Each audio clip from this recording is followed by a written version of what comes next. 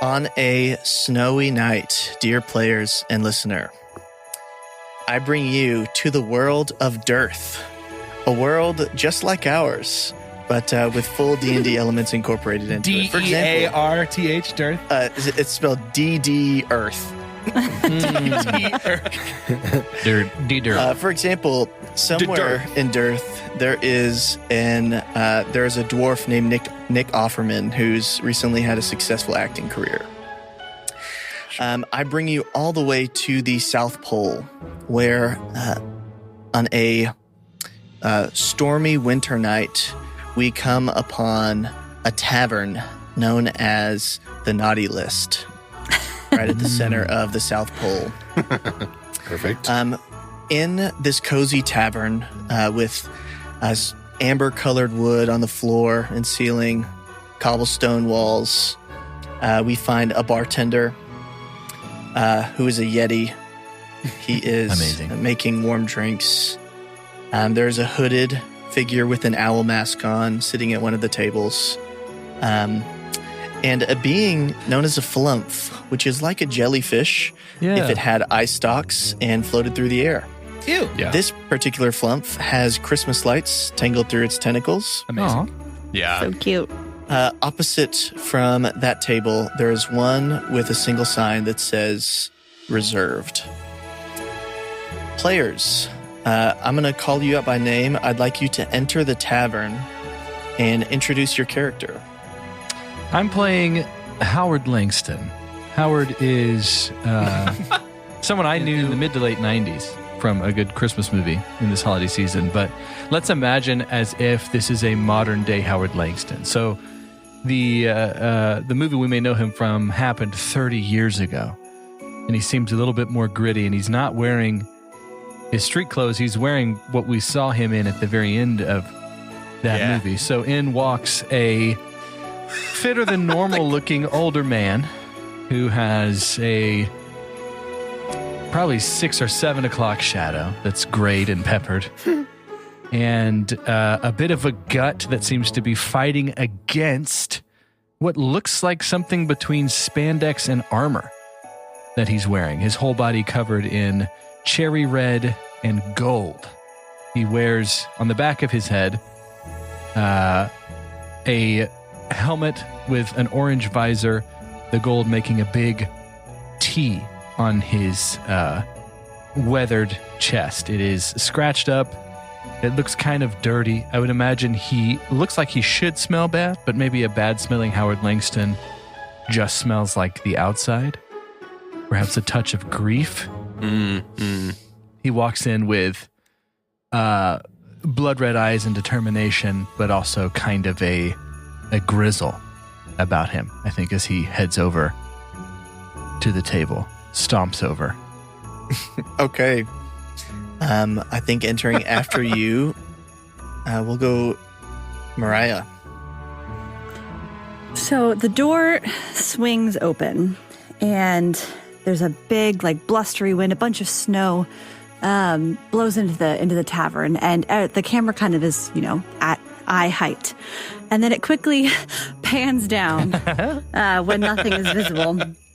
And you see a teeny tiny gnome, but not like your D&D gnome, but like the gnome that your mom bought for a friend on Facebook that decided that they started to DIY these things and they're going to sell them to everybody.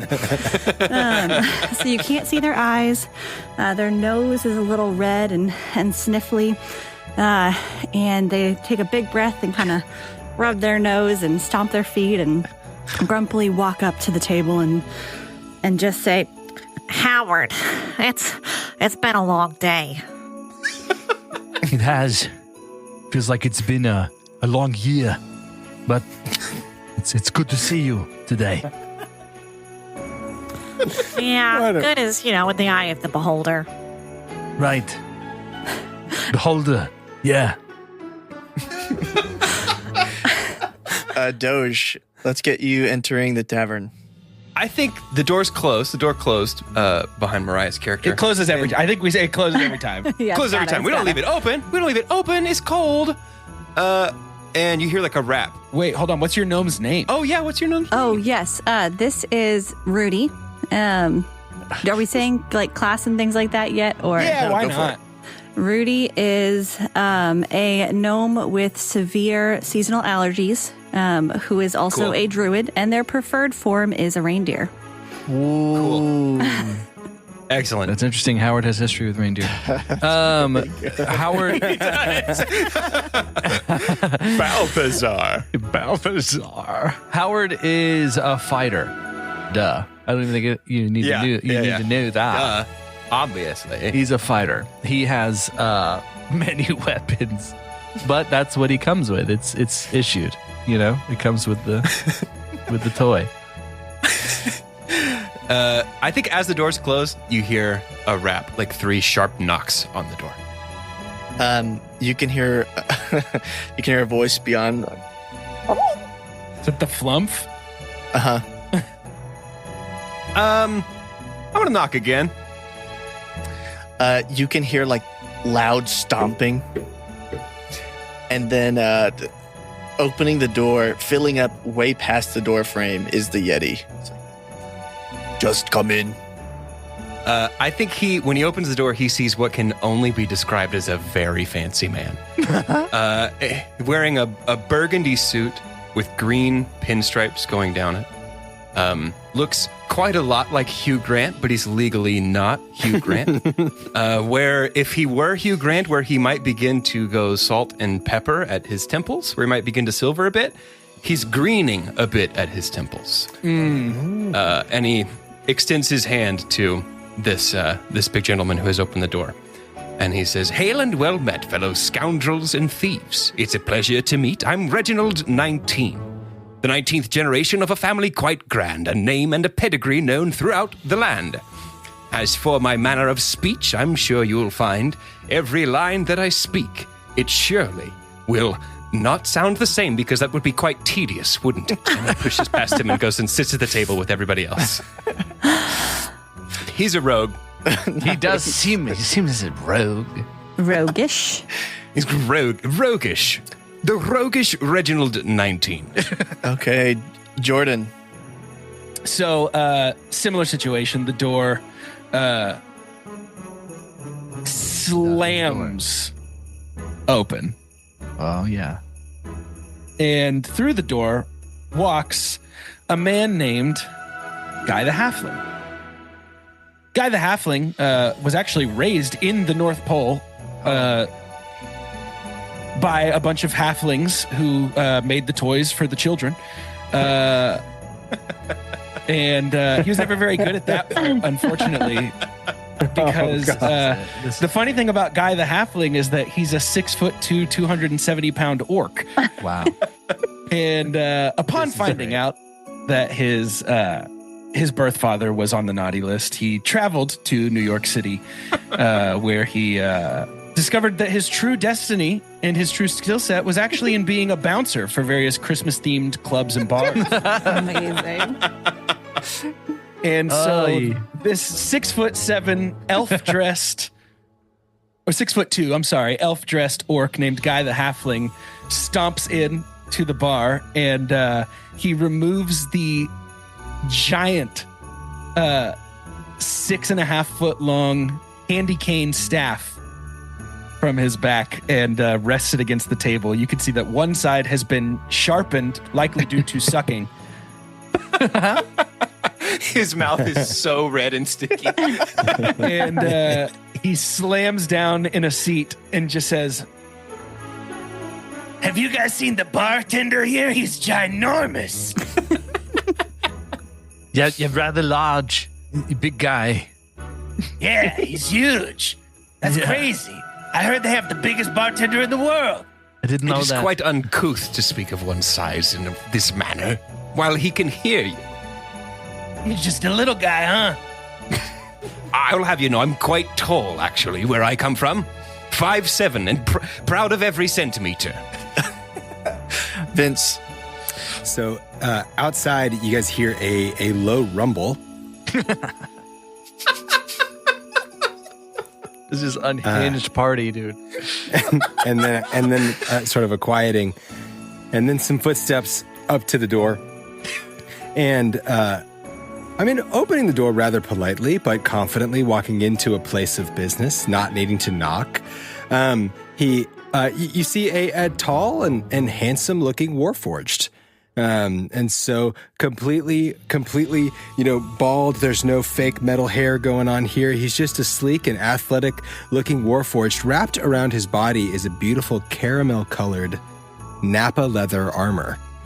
That he sort of looks around and is realizing that he's late and walks over to the table, and the bartender kind of waves a hand, and he waves him off and says, no, thank you. And sits down and says, hello, I am sorry that I'm late, but I am so happy to be here. And Toyotathon, the Warforged, Gosh. has arrived. Toyotathon. Does he have a big red ribbon What a strong tied across entrance. his head, perchance? If he doesn't, Guy definitely brought one. Perfect. Guy always keeps Perfect. a big red ribbon on him for sure. He has some in his bag that he's planning to place on the bodies of conquered foes. Amazing. But he at Rudy's prompting, will place one delicately on his own head. You can see the Yeti bartender is really quickly kind of pouring everybody mugs of hot chocolate. You can, as you see him prepare these drinks, he is pulling mugs out of what you thought was an apron on first look, but can now tell it is actually a hoodie tied around his waist that he's like pulling ingredients out. And as you look around the room, you see there's a poster on the wall that has a picture of a popular person on Dearth named Huberdette. And at the bottom of the image, it just says cancel Christmas. And so if you haven't gotten the image of the type of tavern this is, very antithetical to the season. Sure. Oh, no. Almost, Guy is deeply uncomfortable with this concept. Oh, yeah. This is my kind of place. I Reginald feels right at home amidst all the cancel Christmas decorations. Rudy, Toyotathon places too. the bow. Toyotathon places the bow back in his bag. You see, Do you like, guys think we should get out of here? Let's do something entirely different. We go to Chili's, Gage. We go to Chili's. We go to Chili's. It is cold. I'm realizing It's I've right next accidentally door. committed myself to JoJo Siwa voice. Yeah, that's tough. Dreamcast on my podcast. You're locked in now. directly. Honestly, you're change not it. locked in until episode 4, so do whatever you want. Directly next door to the naughty list is Chili's South Pole location, and they spell Cool. it CHLLY. Yeah, of course. Yes. Perfect. And if you guys migrate there, it seems that the Yeti closes up shop and just all of the occupants just follow you next door. Just come with. Yeah. They're all there. It makes sense. Okay, the bar wasn't important. Come on, gang, we're going to Chili's. And as you sit at one of those ridiculously long tables, Yeah. One side booth, one side chairs. Yeah. and they can fit easily 12 people per side. Sure. Yeah. The hooded figure and the flump join the Yeti at the table with you guys. And the Yeti pulls out a contract. It's like, are you here in response to this? Yes.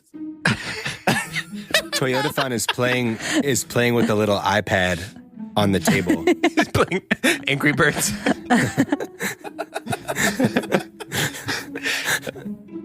The hooded figure looks like they're about to speak, and the flump, who extends like a tentacled, bedazzled hand to stop the hooded figure, goes, well, it's great that you have come here for this mission. We did not think anybody would show up. So, Ohana means family, huh?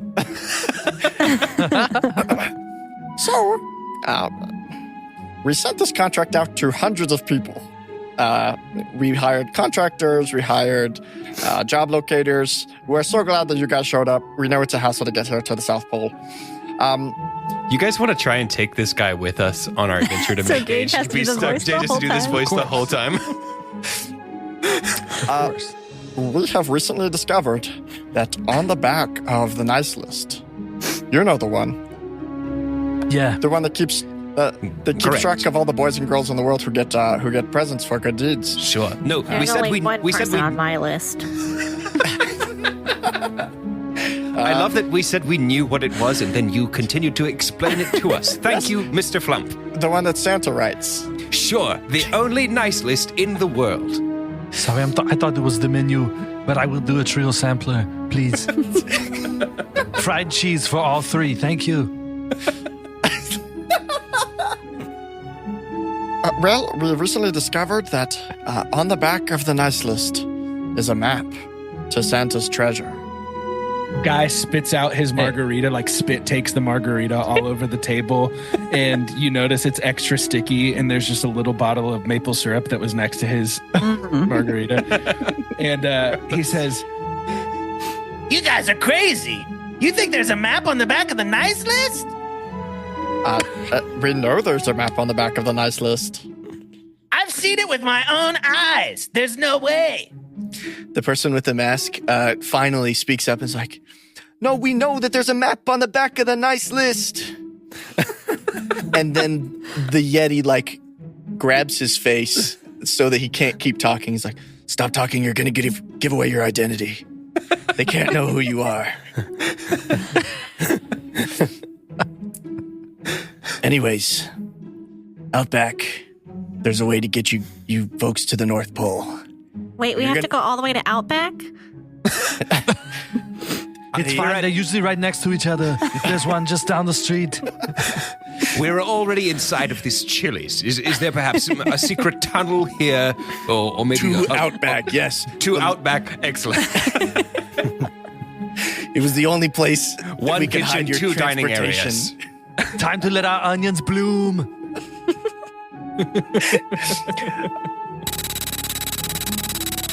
There. But you're gonna need to figure out on your own how to get into Santa's workshop.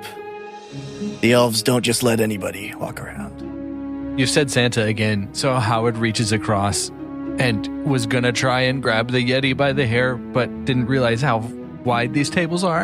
And so he just like puts two fists up in front of the Yeti and kind of shakes them a little bit in hopes that it would be somewhat intimidating.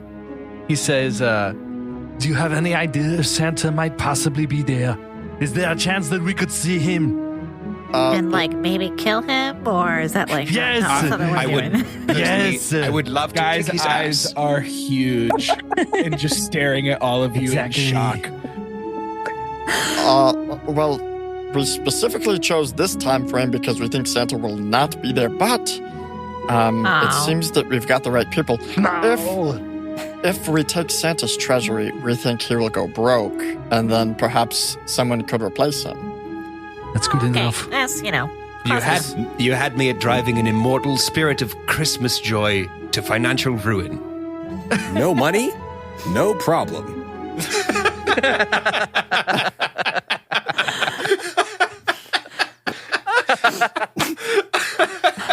Zero down, 0% 0% APR. APR.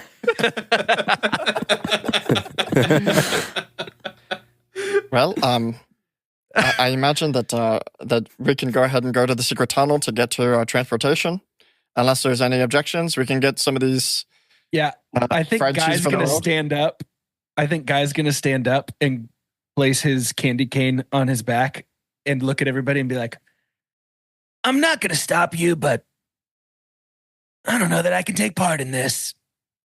Santa's kind of my dad a little in like a messed up kind of way. I respect the guy. I'm out. And then is going to turn to like walk out of the Chili's. Yeah, Reginald's going to raise a finger up. Excuse me, my loud man. Guy with the weird shiny armor. I think he's talking to you, man. No, See you guys later. Loud man with the candy staff. The loud man with the candy staff. If you will turn around, please, I do have a question for you. I love questions. Are you familiar with canaries and or coal mines? Birds? Coal? two of my most knowledgeable topics, mostly. Then you would surely understand the importance of a miner carrying a small bird down into the bowels of the earth with him to help him stay abreast of the current oxygen level in his environment. Yes, you're familiar with this. Nope. Good, excellent. Let's pretend you were. Now imagine instead of a canary, we had you, the loudest candy-staffed man this side of the North Pole. Just as much ranch as possible, please. Thank you. Just 2 more. And No, imagine 4. Imagine instead of a coal mine, Yes. we were going into the very bowels of hell itself, the North Pole. You're following, yes? Imagine now. I know this place. Imagine now that the canary was trained not to sniff out oxygen, but instead Christmas cheer. Would you be willing to act as a sort of barometer for the level of merriment in the air around us? This seems something uniquely suited to your abilities as a large candy-staffed man. His eyes get huge, and he looks right at you and he says, I get to detect Christmas cheer. You get to more than detect Christmas cheer, my friend. You get to report on Christmas cheer. You get to be the person who tells us there is exactly this many levels of Christmas cheer in the air around us now. What do you say? I think Guy takes his candy cane, spins it over his head, and fully stabs it like 1.5 feet into the ground in front of him, and just goes, I love Christmas. I'm in. Me neither. Excellent. The flump is like, one more piece of information, and it's that we found out that in order to find this hidden map at the back of the nice list, you have to pour a glass of cold milk onto it. You mean like this one? It just pulls Just like that one. It may be colder, though. like this one? and then just pulls a second one out of his other pocket. Perfect. And then cookies fall out of his hat, and he's like stuffing them back in. Do they have the list with them? Your objective is to steal it from Santa's office. Great. On it. Can we roll for stealth? Yeah, what do I roll? Roll for grab it real quick. You guys go ahead and take the tunnel through Chili's to Outback, and behind the Outback is a dune buggy that has 6 seats, and strapped in front of the dune buggy are 6 donkeys. Yeah, these are our friends. They'll be a ride to the North Pole. We've got Blitzkrieg, and we got Dread and Scorn and Gloom. Vex, Bane, you get it. These guys can't ride. They'll probably meet us somewhere along the way. But I'll hitch a ride if that's okay with you guys. Please. Wait, the donkeys cannot ride with us? No, the donkeys will fly us there. But the Yeti and Oh, I can't say those his two. name. I was very confused why we were being introduced to donkeys that would not be taking us anywhere. just for world building. These are my friends. Just so you know, we got donkeys on Dearth. Reginald's going to walk to the lead donkey. And he's Blitzkrieg. Blitzkrieg, and he's going to very gently put his hands on the donkey, like the corners of the donkey's chin, and go forehead to forehead with this donkey. What? And he's going to say, all right, you're a reindeer. Here's your motivation. Your name is Rudolph. You're a freak with a red nose and no one likes you. Hey. Then one day Santa picks you and you save Christmas. Now forget that part. We'll improvise. Just keep it kind of loosey-goosey. You hate Christmas. You're going to steal it. Saving Christmas is a lousy ending way too commercial. Got it? Let's go. Rudy's going to kind of sideways glance at the donkeys. Rudy's had some past trouble with flying creatures, flying 4-legged creatures, and just haven't gotten along very well. So Rudy's doesn't trust them. Take my tentacle. You'll be okay with me. The flump. Gross. Gross. It's like desperately trying to get one tentacle in everybody's hand. That's fine. No, that's my nose. That's okay. I'm going to take a handkerchief out of my pocket and hold the tentacle in the handkerchief in my hand. Rudy will also take a handkerchief, but Rudy's handkerchief is kind of gross looking. Sure. Guy's always down to hold hands. You can see the Christmas lights shining through the handkerchief. No. So Okay, well, if there's nothing else, the team of rain donkeys will take off, taking you through the night sky of the entire world. They're super fast. Takes about 30 minutes. But along the way, I want to hear if the party has any ideas for how to sneak into Santa's workshop. I don't know if it's an idea, but it's an experience that he's had. So Howard starts by saying, "This might be strange, but there's a lot of strange things going on, but I've been into a workshop before. And I think you need to be prepared. Some of these might know jujitsu. Some might be wrestlers. There's going to be maybe 80, 90 Santas. And just focus. You just need to be able to focus on the prize and take them one at a time. You can take the smaller ones if you want.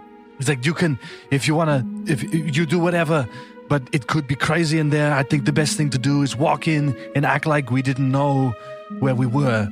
We just walk in and say, oops, I'm sorry, and kill as many as possible."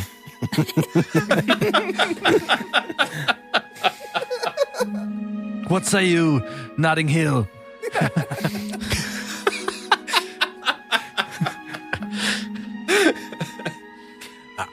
My good man, I'm all for whatever will decimate Santa Claus's workforce. Yes. You see, if I had my way and my family had theirs, this would be the last Christmas.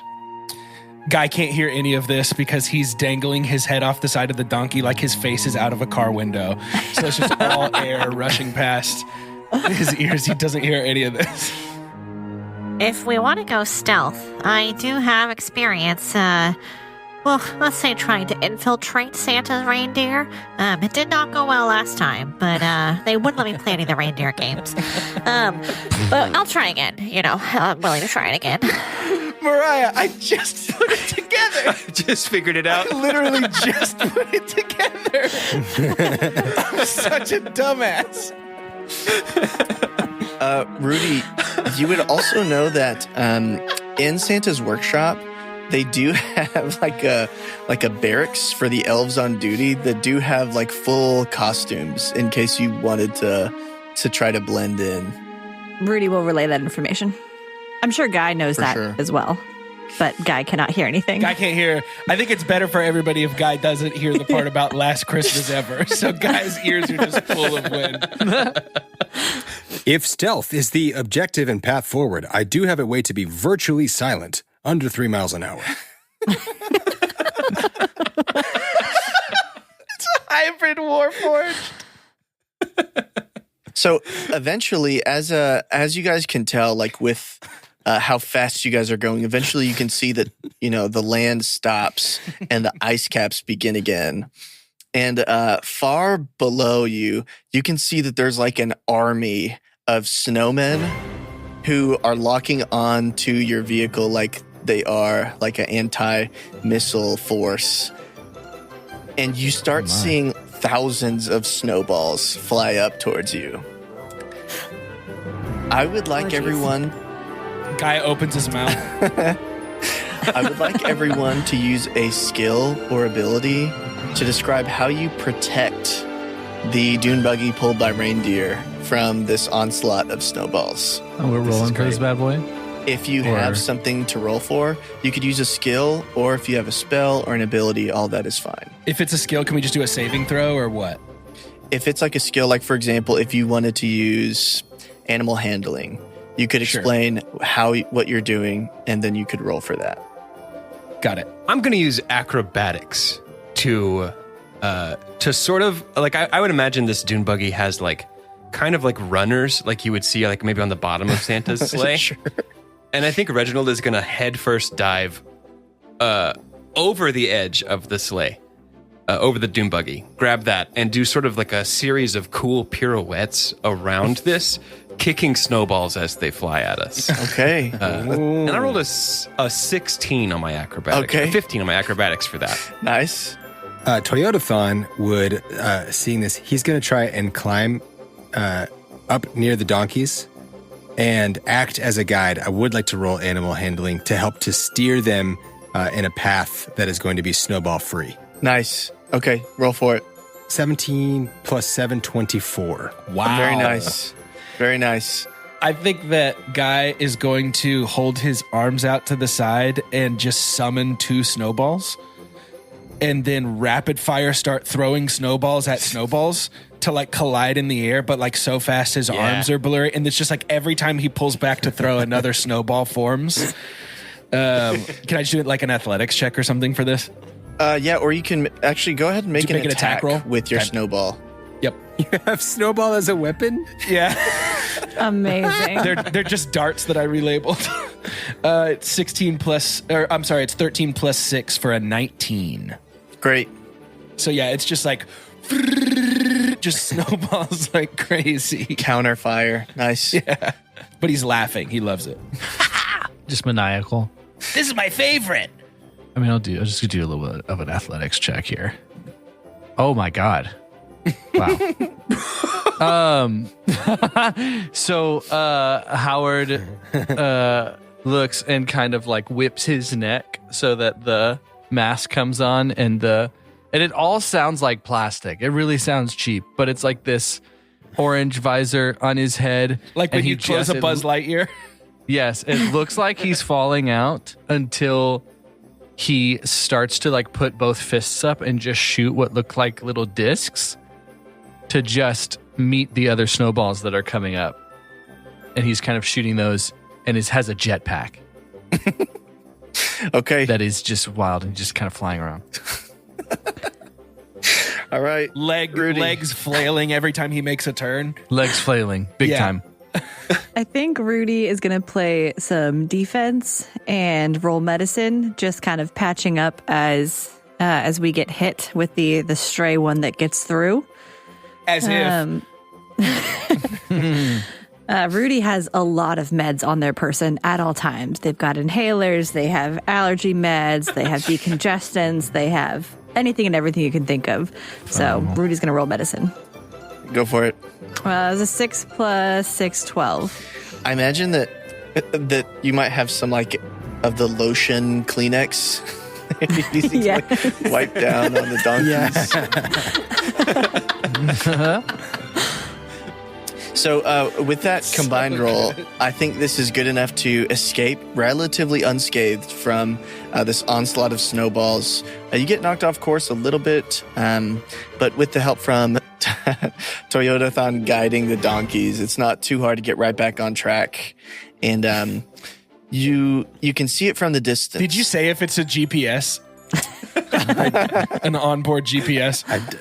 He does not currently have a GPS on. Okay, just checking.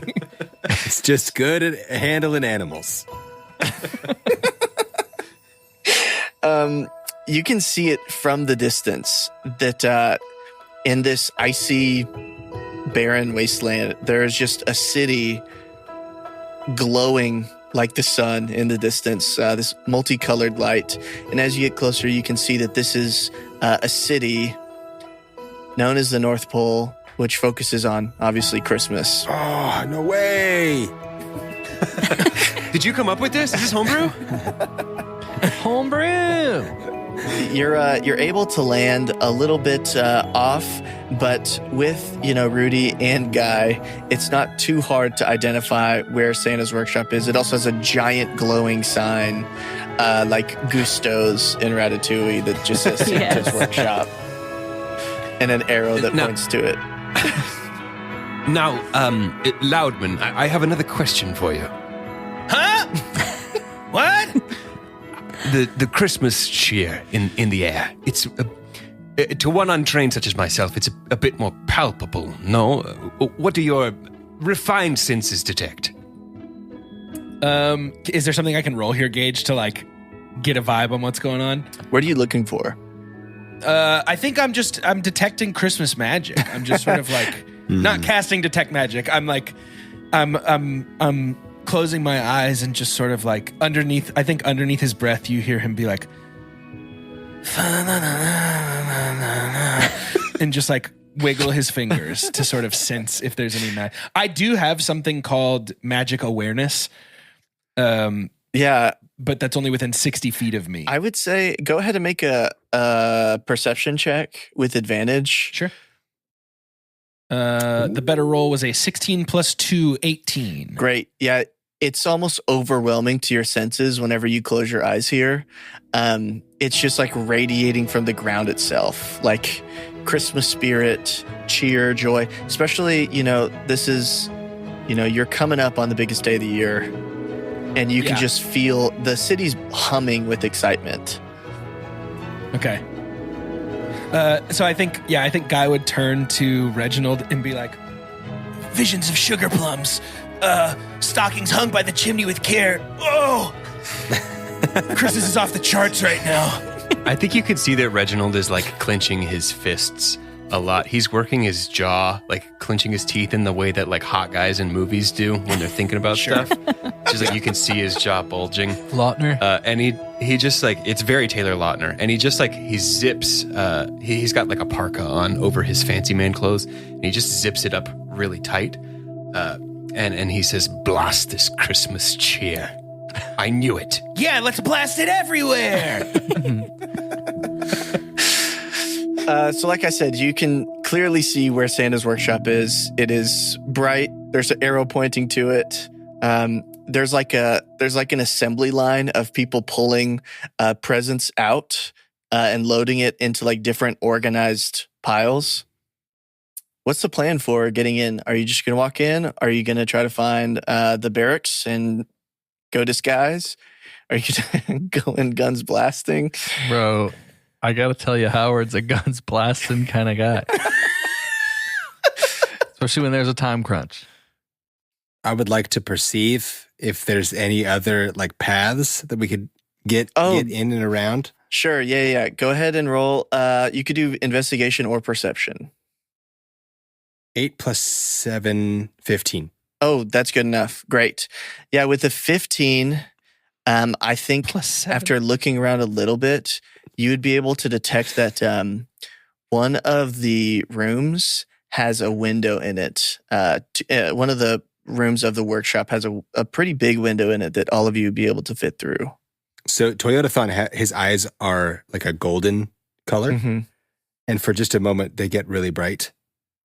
And then they come back, they blinks a few times and they come back to normal. And he points, he says, I do appreciate guns blazing, if that is the consensus from the group. But see also a pathway above. Howard's fine to go that way. Yeah, I think I'm going to opt for the stealthier of the two routes. Feels good. Okay. Howard lands a little bit to where people can't see him yet, off in the distance. And we see a big gap-toothed grin when he launches his hands deep into the snow, deeper and deeper, and then he pulls them out, and they have some mud on them. And then he's like, yes. And he starts to take the mud and just cover all of his bare skin in it and tries to put some of it on his costume. He's like, yes, to the window. Yes. You have to dig so deep to get to this. Yeah, oh yeah. He's ready to. Dig through some permafrost. Like punch through the ice. He's just shivering and muddy, but you can tell maybe he gave up because it was too cold. He's ready. Okay, great. Does anybody have anything else they want to do before you climb through this window? Somebody's just going to have to grab Guy when it's time to go. He's just making snow angels. Mr. Loudman, this way, if you'll follow us, please. And you could see Reginald's trying to, like, maybe not throw up. I don't really think that we're really clear on what's going on with him, but he's deeply affected by the increasing levels of Christmas cheer in the air. Toyotathon ordered food at Chili's because he didn't want to be rude, but he had no plans on eating it. And so he ordered what he thought was the most regular thing to order, which is just like 3 sides of broccoli. And he is currently giving a little bit of broccoli to Dread and Scorn, who really came through on the navigation to try and create a little bit of a power dynamic with Blitzcrank. Like he's just kind of staring him down and giving the other two that are right behind him. Broccoli's for closers, eh? B's for C's. As we're getting close to the window, Howard looks down at Rudy and he says, Rudy, what do you have against Santa? Let's just say he's not as inclusive as he pretends to be. That's crazy. I have a similar story. He killed my son. Oh my God. Wow. Okay. Yeah. That's pretty intense. Yeah, it's pretty bad. He killed my son, Jamie. Pretty bad. And that's what I'm here for. I've been looking for him for years. I know he's who killed him. He's been here all the whole time. To look at the North Pole. I know. I couldn't even get Listen, sometimes when you get too lost in your job, you lose sight of the obvious things. Like that Santa would be at the North Pole. Yes, but now I'm focused. That's never where I saw him. It was at the mall. So I've been going to malls, killing what are very likely random people.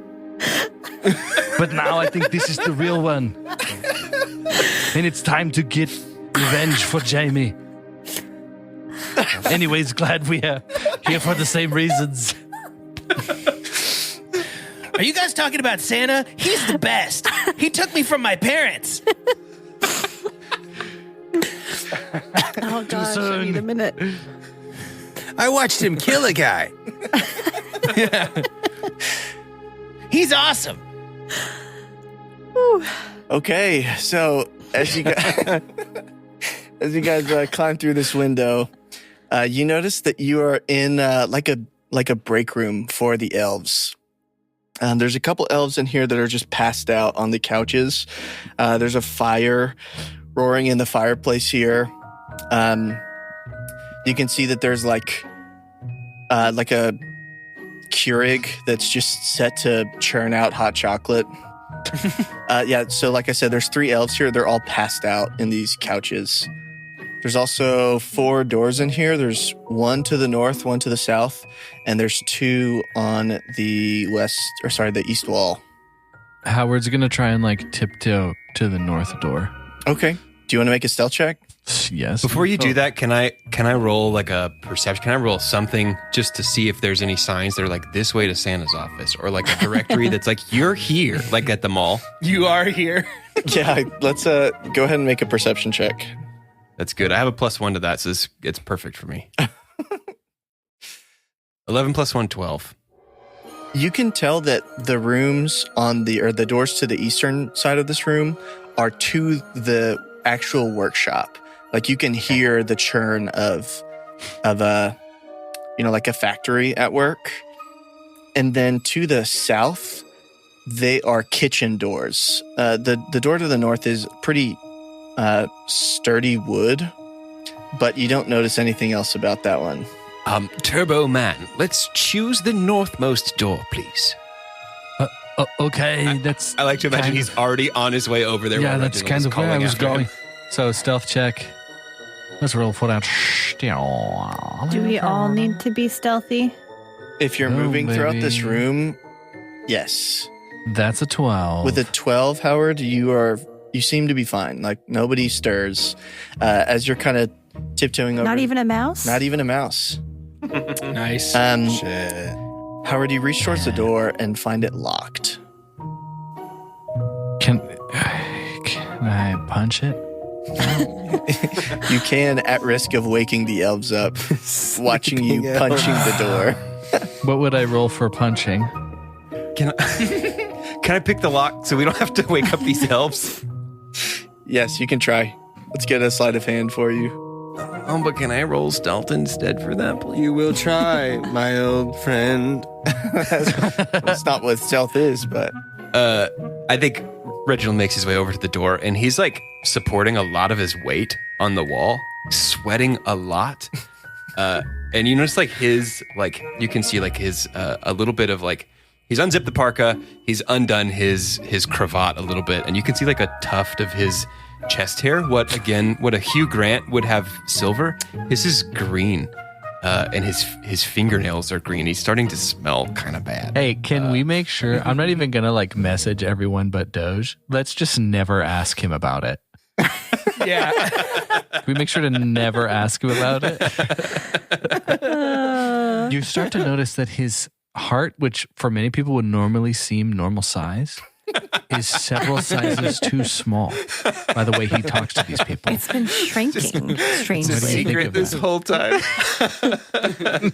Keeps kicking dogs. He's just kicking dogs. So many undercover adventurers here today. All right, I'm going to try and pick this lock with sleight of hand because Gage won't let me roll stealth for it. Toyotathon puts down his 15.5-foot pole. 15, sleight of hand. With a 15, you're just able to pop it open. It takes a little bit, but you see that this room directly next to the window is, in fact, Santa's office. Oh, God. Great. Oh, God. Okay. Is it Great. It is completely empty. It seems that there might have been business here earlier today. There's like some dirty dishes on tables that surround the room. It seems that he does meetings with people here. Okay. And, he has a red leather chair behind his large desk. And on his desk are 2 scrolls. Does it look like there is like Santa's favorite mug anywhere or something? Sure, yeah. On his his World's best Santa. absolutely on his desk is a huge mug, and that's exactly what it says.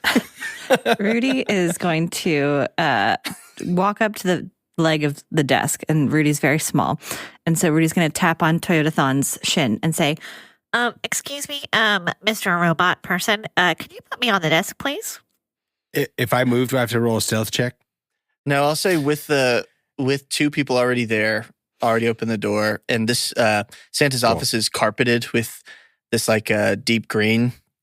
You're able to get there, no problem. Of course, Rudy. Up. So once Rudy is on the desk, they're going to make their way over to Santa's favorite mug and just sneeze on it a couple times. That's all they want to do. I like to think that Toyota's like still holding you. A little to the left. Like doesn't feel good about being involved anymore. He's fine with killing the guy, but not like this. This is gross. Yeah, at the desk, like I said, there's 2 wait. scrolls. Can I make it even worse? And can I use my cantrip of poison spray and just like... Yes, Rudy. Yes. Absolutely. Great. Yes. You can see at this desk, there's also like drawers. It's like a full office desk. They want to look in the drawer. Howard wants to look in the drawer. Okay. Inside the drawer, you find there Murder is weapon. you find Santa's pipe, and there is a portrait of the Clauses from maybe like 1,000 years ago. Somebody painted this. Why is it A in the desk painting. drawer? That's kind of a weird place to keep it. Can I check out the pipe? Can Howard be like, investigate this here pipe here? Look at this pipe. Look at this pipe. Sure, make an Look at the bowl. We'll do Arcana check. Okay. It's a 19. 17 plus 2. Wow. This is Santa's infamous pipe of smoking. It allows you to cast the spell Fog Cloud. We'll say once every long rest, and it creates a 50-foot radius of obscurity in a big cloud. Fortunately, Howard loves some good tobacco, so Sure. he's gonna take that for himself, and then he's gonna shove his foot through the portrait.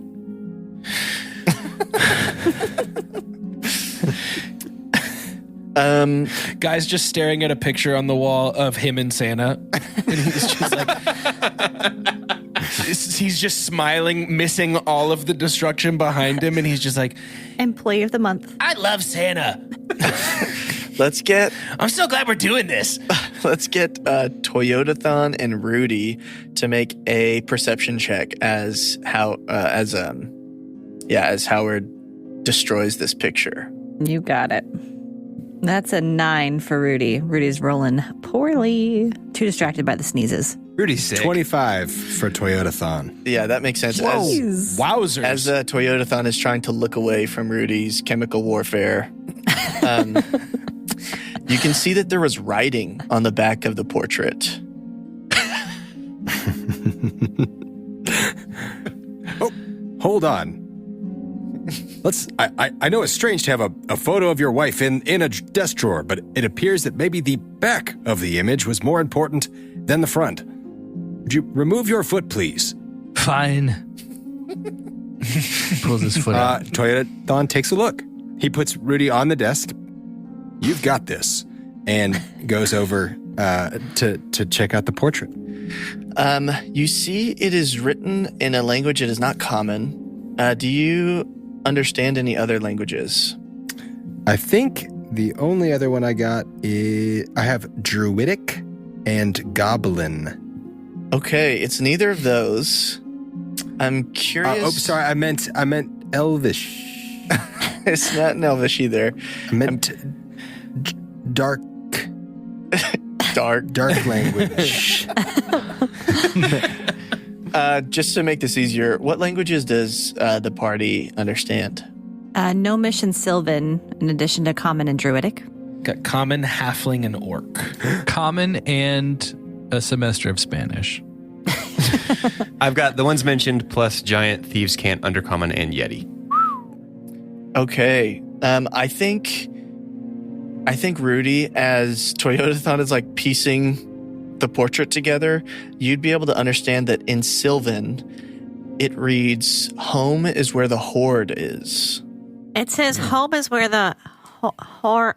Whew, that was a close Why would one. you ever call your wife that? I knew he was trash. I was a little nervous. That's why it's in the drawer. Santa Claus is the bad banana, right? He's like trying to get you guys to be like, right? He's the bad banana with the greasy black peel. He's seasick, I tell you. Yeah, so Rudy will kind of wiggle in between Toyotathon's giant hands. Do you have robot hands? Oh, yeah. Wheels? Okay. 18 fingers on each hand. Nothing. Everything's normal. Just like you. And yeah, read that to the crew. What do you guys think that means? It sounds like it's probably important. Home is where the horde is. Toyotathon looks around for a horde. There's probably a horde of elves in that room right over there. I did not realize you were here, dear Fluff. I've been floating along listening to everyone talk about killing Santa.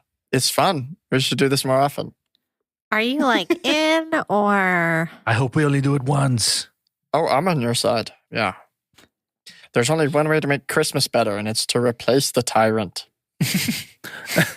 Okay, so you have these two scrolls on the desk, and other than that, it's... I propose something to the party. By the commutative property of addition, which says it doesn't matter what to order you add numbers together, the sum will be the same. Honk shoot. Could we apply the commutative property of addition to this portrait? Is it possible that our dearly soon-to-be departed Mr. Claus intends this to Where's be read... he going? Away for a long time, a dirt nap, an ice nap, if you will. He deserves a vacation. He works hard. He sure does. He should take the rest of time off from Christmas. Until next year. And the years after, and the centuries and millennia which will follow, which will never again bear the stench of a Claus on the throne. Guy looks so confused. Is it possible that he intends this to be read as horde is where the home is? Where does Santa live? Does he live at work? Or does he have a different home? That flump is enormous. Do we think my thought as Doge the player is that home is where the horde is, makes me think the treasure is not in the workshop. if Santa has a home here, it might be at his home. Oh, you just want to go to Santa's house? I would love to go to his house. Why did you say so? He's expecting he's expecting company, and it's us, and he's going to be so excited to see us that he won't even be able to speak or think again after he sees us. Okay, this finally makes sense to me. I was wondering why I got invited here. He missed me.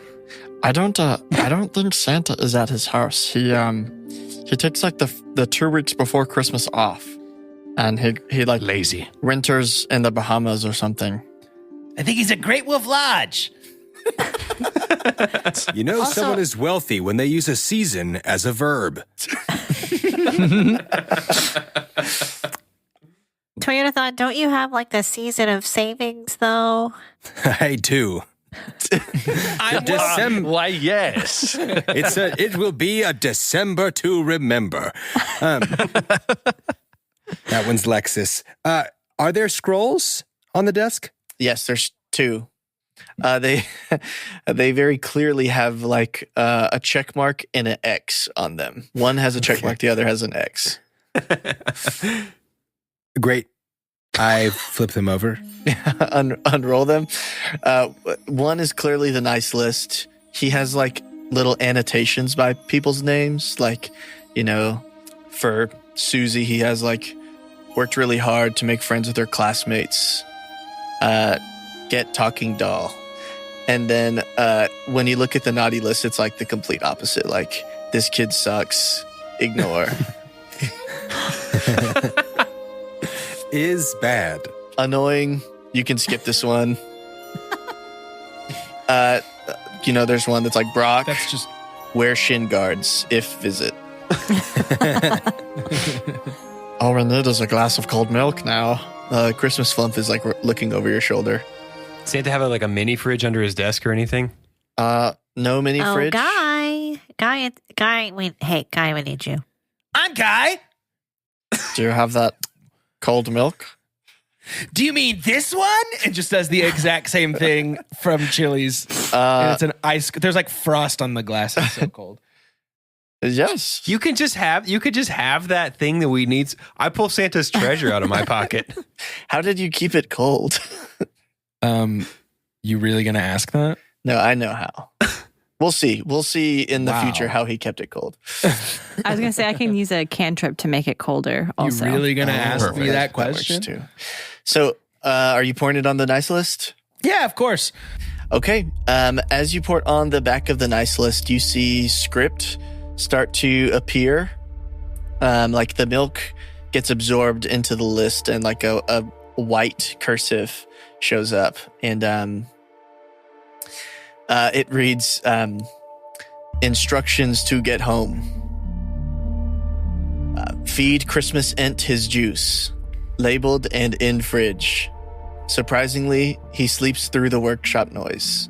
Guess you get used to it after all these years. Watch out for the presents. They get ornery if you disturb their planning. Also, watch out for the wisps. Feel bad for them, but they seem to be drawn to places of magic and hope. They will try to lead you astray. Avoid the individuals, go towards the group. Also, make sure you bring Kieran a snack. She likes holly berries, but also loves the candies that the elves make. I'll post this in the chat. Thank you. After I furiously type that list, post it in the chat like I haven't been being a stenographer over here. Jeez, Gage. He posts every word that anyone has said so far. The full transcript, yeah. I've actually been running subtitles on my side. So, seems like the next step is to find out what this Christmas Ent is, get its juice, and feed it to him. Which is labeled in the fridge. Right. You do know where the kitchen is. Yep. That's true. We kill these elves real quick and then go get the juice.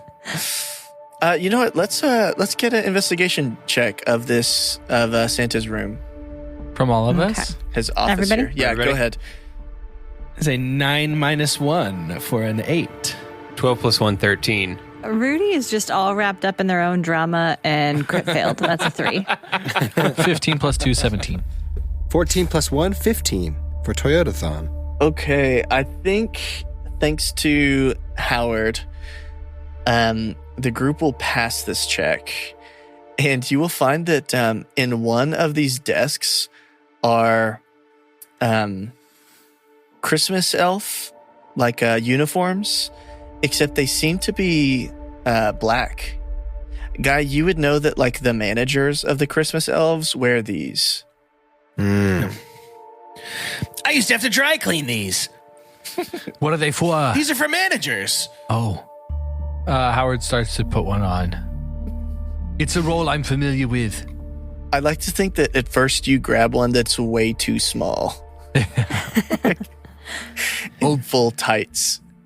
And it's too small, and so he looks over to the Christmas flump and he says, Jaja, this one's for you. And tosses it over. Oh, thanks. And it uses the cloth to surround it, basically. I think the Christmas lights will get me through.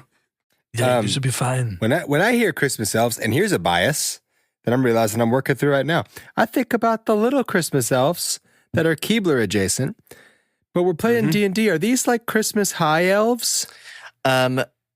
If Christmas Legolas? If you were to, I'm sure Guy Hello, would I have am explained this to you Calabarin at some point, but on Dearth, on the North Pole is where the halflings come from, and they have over time gotten used to people calling them elves, but they are actually halflings. That's just cruel. Excuse me, Mr. Loudman. I see most of your fellows are wearing this uniform. They are halflings.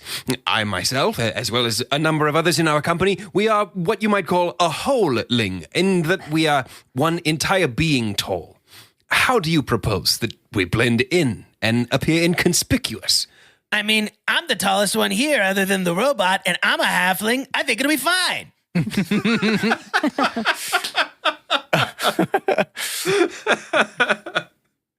As he's squeezing into a medium-sized manager's outfit. Yeah, I was going to say, do the uniforms fit our people of larger size? I think that these are...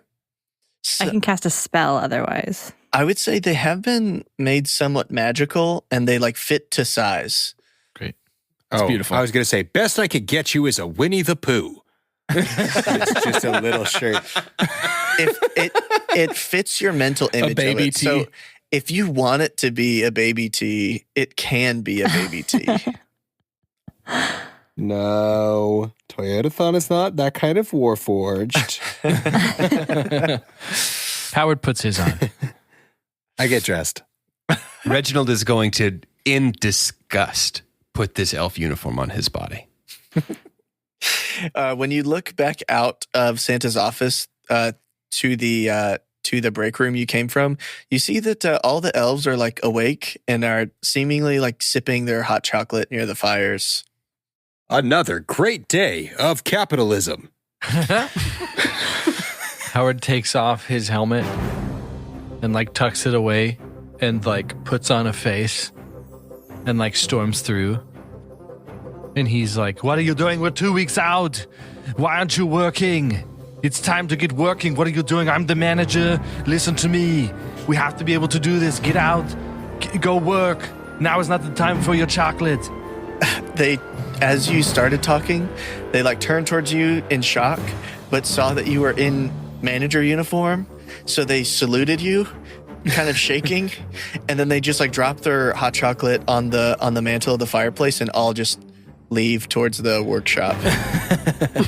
Wow. Oh, that easy, huh?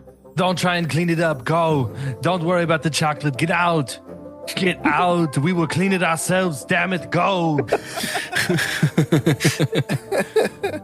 They seem a little bit confused about that last comment about cleaning it yourselves, but they rush out of the room anyways. Reginald puts his hand on your shoulder and he says, I mean this is a compliment, Turbo Man. You have all the tender sweetness of a seasick crocodile. Thank you. And by the way, don't you think those little ones kind of look like who's? Do those look familiar to you?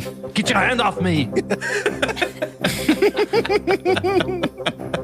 At the mention of who's, Reginald's eyes flash green. I watch TBS. I know who you are.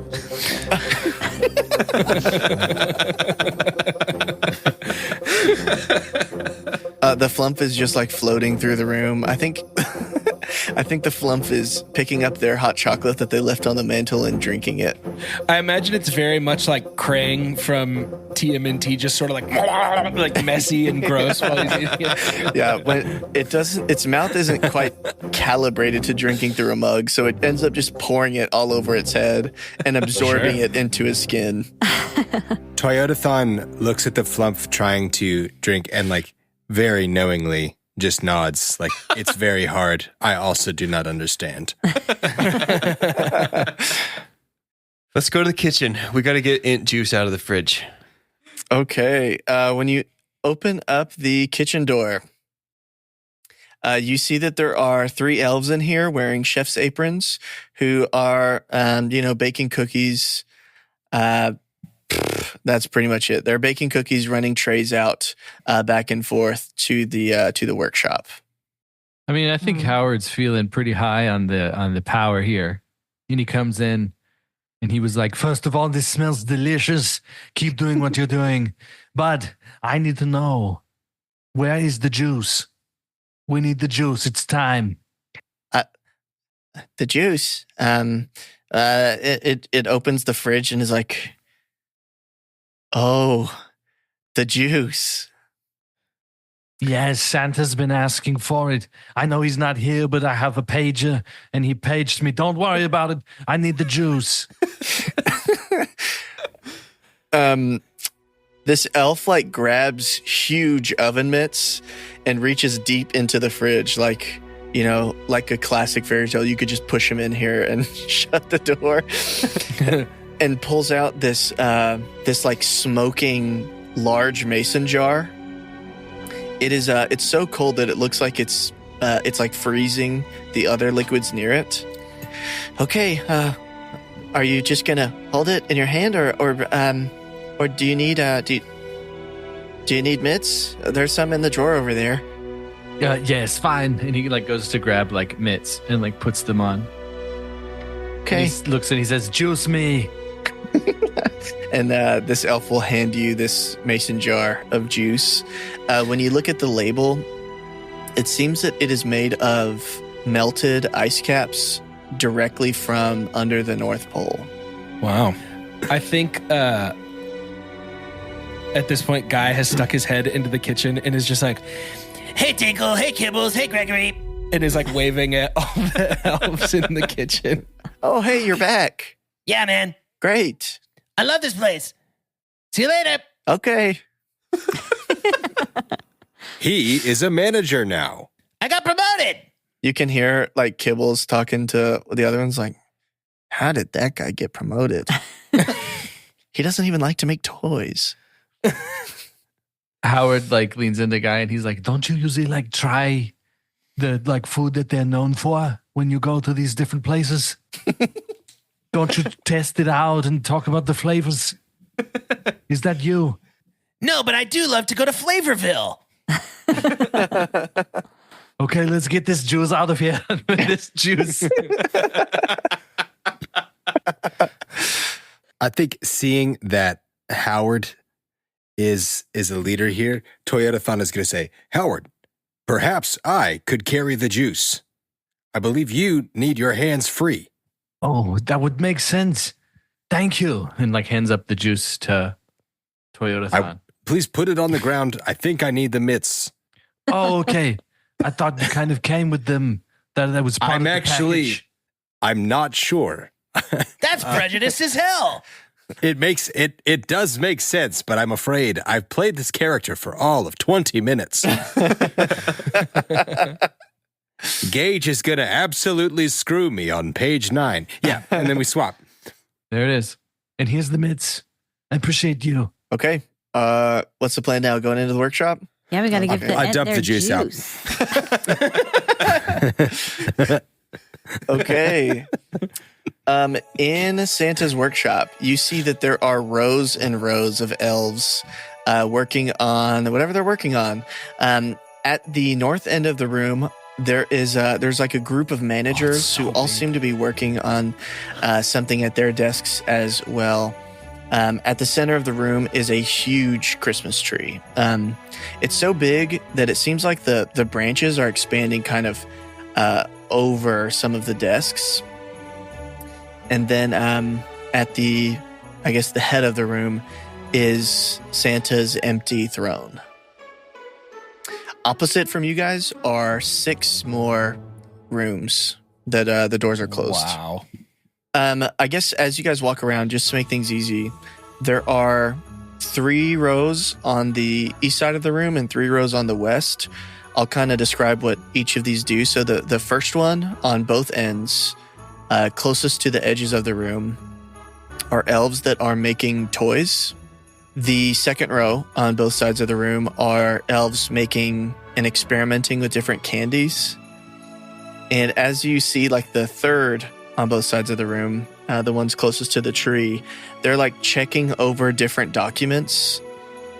You wouldn't be able to tell what these documents are without interacting.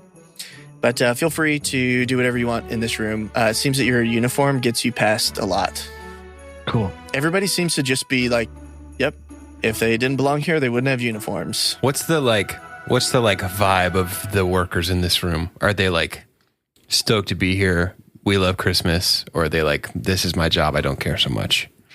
And if that's something I need to ask in character of Guy to give me Christmas cheer check. Give me a read on the Christmas cheer, then that's fine. Yeah, as well. you know what? Let's do a perception check with advantage for the Christmas cheer. Wild man, once more, please. Be my canary. Is that the bird thing again? It's the bird thing again, yes. Okay. Perception check with advantagio. Yes. Sure, man. That's an 11 plus 2, a 13. Okay, I think you're familiar with working at this time of year. You know, most of the toys and things like that are already finished. This is more so like the stragglers, in case Santa did any like last minute contracts with big brand names. Maybe they're releasing a new toy that they got going. But for the most part, everybody seems kind of relaxed. It's the end of the fourth quarter. You know, everything that needs to get done pretty much the has least stressful been done. time of every game. Yeah. Yeah, so nobody seems like high strung. They all kind of seem like relatively relaxed. Yeah. Okay. I mean, you know how it is around this time of year. The stress is high, but so are the Christmas vibes. Christmas vibes are high. That's exactly what I was worried about. Yeah, you wouldn't want them to be low. Than. Can I call you Than? Sure. Thank you. I like it. What say we see if there seems to be someone in here that's looking a little thirsty. Perhaps we take the juice over there. Remember, we got to watch out for the presents. They might get ornery. I don't know if this is that kind of show. No, follow me. Come on, Than, let's go. Toyotathon is nervous about being found out as not being a manager. And so, having never managed anything in his life, but he's watched different TV shows here on Dearth, is just saying things like, excellent work. We're having a huge quarter. Sales are up. Like, just trying to fit in micromanagement. As you pass the last row, the one closest to the tree, one of the elves is like, sir, excuse me. Yes, employee. Well, I was actually looking over our brand partnerships, and I couldn't help but notice the logo on your armor here. Did we end up partnering with Toyota for Toyotathon? I know this is something we've been trying to do for years. Yes, as we continue to branch out into our desire that adults would believe in the Santa Claus, we sought more mature, distinguished brands such as Toyota and Honda. That elf stands on his chair and is like, ladies and gentlemen, we did it. And the elves lose it. Like, Guy sprints in and is clapping above his head. yeah. He's just like, yeah, we did it. The elves that are making toys, like, sweep everything off of their desks and start working on new projects. Drunk on power, Toyotathon is like, to all of you, have a happy Honda Days. I think this outburst of Christmas cheer causes Reginald to fall to the ground, clutching at his chest. Oh no! One of the elves like runs over to Reginald, being like, "It's okay, big guy. Here's a Kleenex and a oatmeal raisin cookie." He swats both of them away. Guy catches both and eats both. With like the cotton balls. Yeah. I'm so sorry. I forgot that some people need alone time when they're experiencing joy. Sorry, and just like runs away from Reginald. As like the fanfare is happening, Howard is trying to like get a read on the presence here. You can hear a sort of noise coming from the presence, but with like the outbursts of the elves, it's hard to hear from this far away. Okay, so he's gonna get closer. A little bit closer, about 5 feet away. Is that you, Santa? You hear the present talking to you. No, it's not. Wait, ho, ho. No, it can't be in 2 weeks till Christmas. Yes, it's too late. Howard's like, it's too late. He's like, it's me. I'm stopping by. I realized I forgot something. Actually, I'm back early. It's been such a good, relaxing trip. I heard we got the deal with Toyota. I don't know if you heard. But, yeah, it's hard to think in here. It is me back now. Okay. Mr. Klaus. All right. Well, that's fine, Santa. We're over here working on how we're gonna, do our presentation. So, wouldn't mind a couple moments of silence for me. Is this the presence talking? Yes. Okay. You want me to tell everyone to be quiet? Yeah, that'd be great. Please. Okay. And then Howard just like turns around and he's like, everyone shut up. The presents are doing something. Stop. No, stop. Everyone celebrate later. As Santa Claus now, I want you to know we have to keep working. What are you doing? As they all go back to work, Reginald stands up from the ground and takes a deep breath. The elves react to that kind of like a classroom that realizes it's getting a little bit too loud. They're not in trouble, but they're like, oh, I forgot that we need to be quiet right now. So they all kind of go back to their desk, but they're like frantically working on their like mechanical toys now. So as it gets quieter, Howard like looks back kind of at the presents to see if like there's any change in what's going on here. You can hear now that the presents are like talking to each other. Like, oh man, Christmas is going to be so cool. Like, I hope the family that gets me puts me up on like a pedestal, and then boom, it's a Honda Civic. That would make my life really fulfilled. Being a Christmas present rules. Gage, am I hearing this? How close are you to the presents? Well, I was close with Donnie, so I had it like I'm at that front row of tables, but yeah, if you're close to Donnie, you'd be able to hear the presents. Like, Who's Donnie? Howard. Donnie. Man, Howard.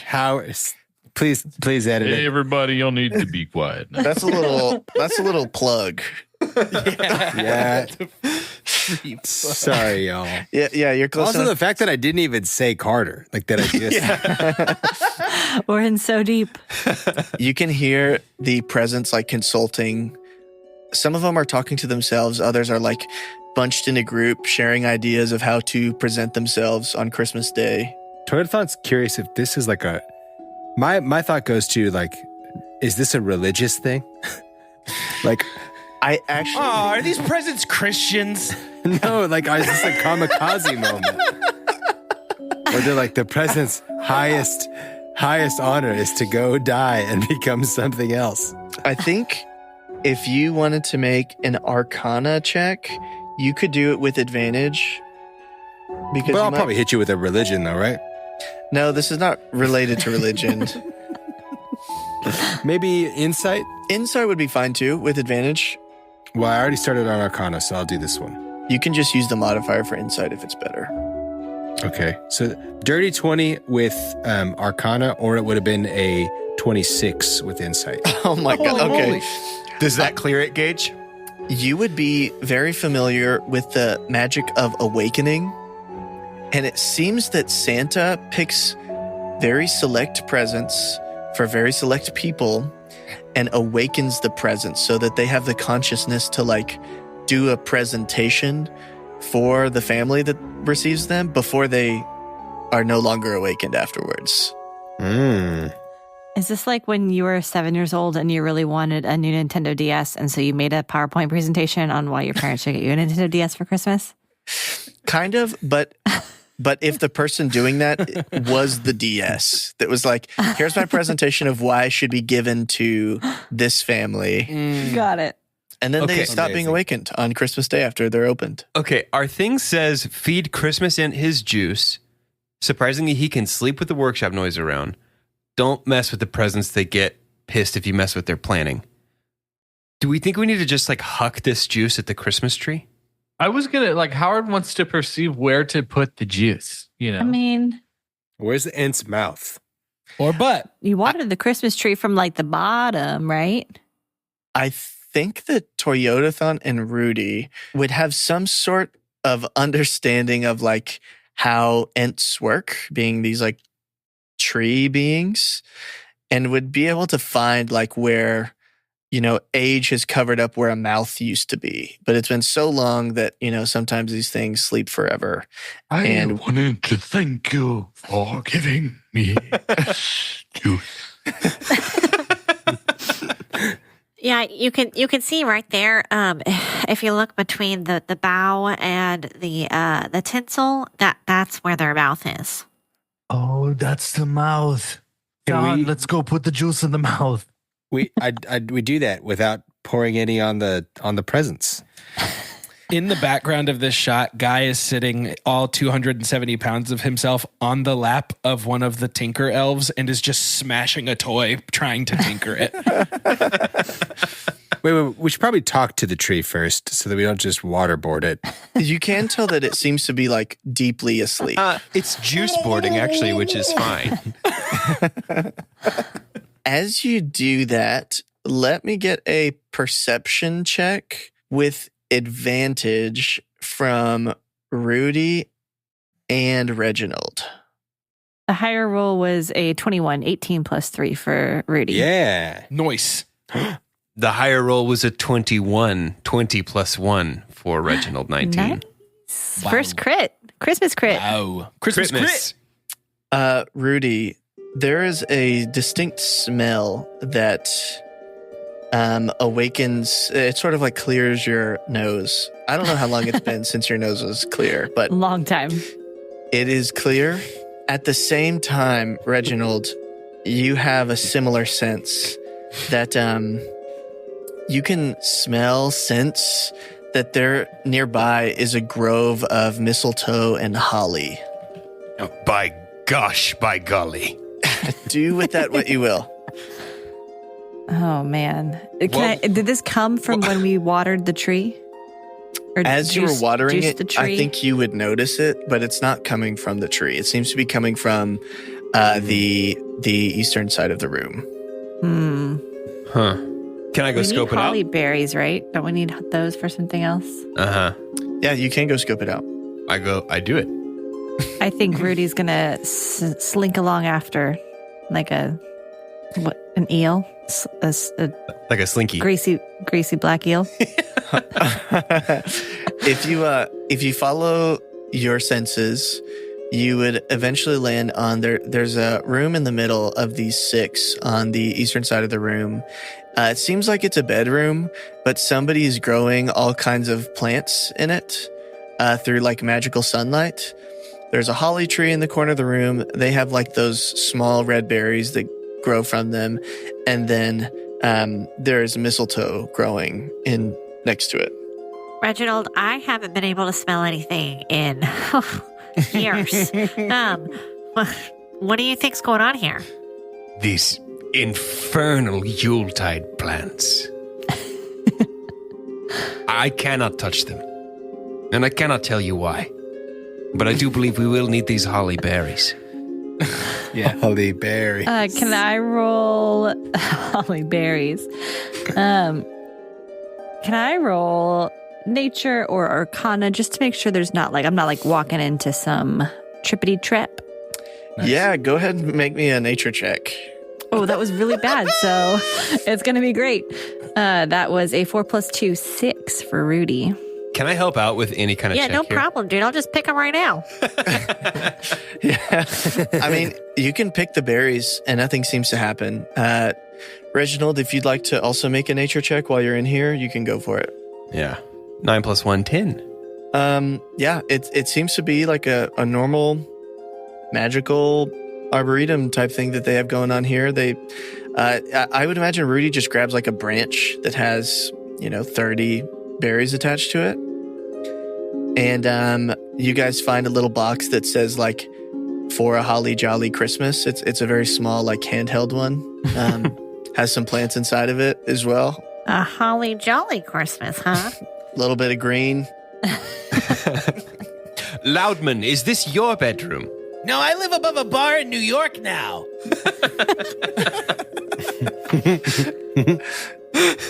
Howard is like, remember, like they're getting the holly, so he's over by like some of the elves, and he's like, "Could I get that? Oh no, I'm out of candy. Does anybody have any candy?" So I think somebody tosses you like a box of. Is going to toss you a box of caramels. Did you make this? Yep.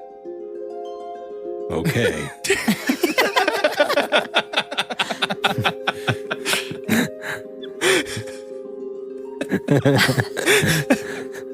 Haul out the holly. What's taking you so long?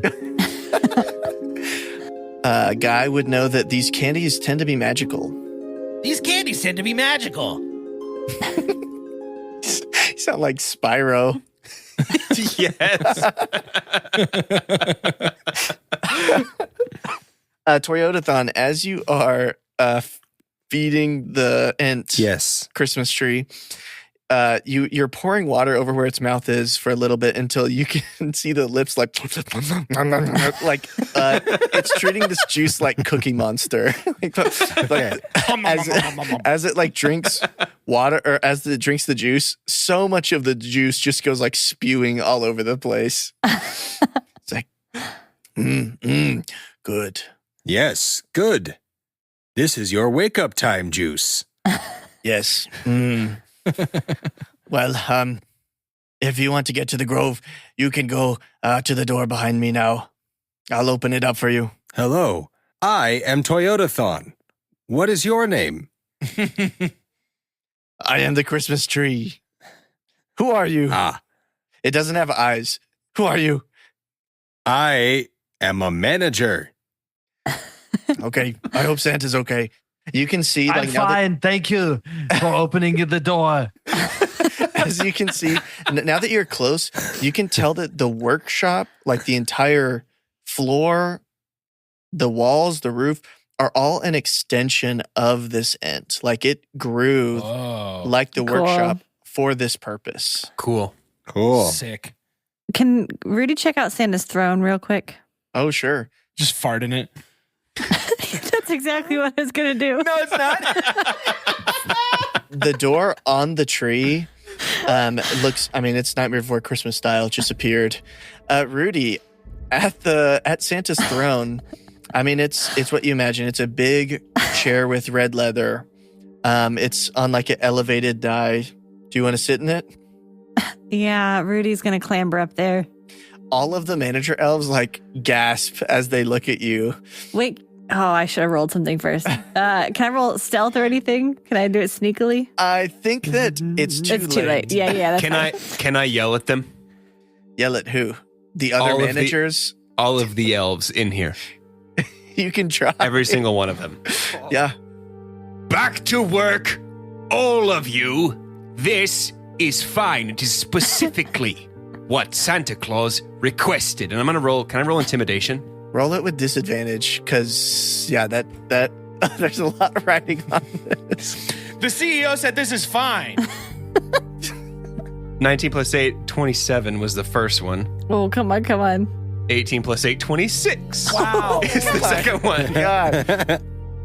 One of them is like, you can see like all the managers kind of hush and like look back at their desks, and you can see one of them like start to whisper, like, do you think that guy has proof? And Hey, the other one's like, shh. no whispering.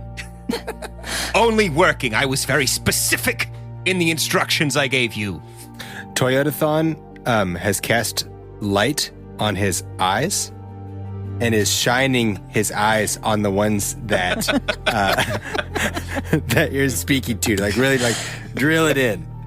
Reginald, over here. Okay, over here. Oh, that's so good. Okay. Rudy, on Santa's throne, time freezes. Ooh. And you have this like ability. It's almost like you gain a sixth sense to where like you can leave your body to like sense different parts of the world. And you all of a sudden have the ability to control the weather on the North Pole. Oh my gosh. Oh, geez. Still want to fart in this chair? Becomes Yeah, I kind of do. 112 degrees on the North Pole. Wow, Rudy does not know what to do with this power. Rudy, what's happening up there? Yeah, do I get the sense that time freezes for everybody else? Yeah, just for you. Like, you all of a sudden understand how the like rumor that Santa sees you when you're sleeping and knows when you're awake. You like understand how that this is possible. Oh, so he's not magic. The chair is magic.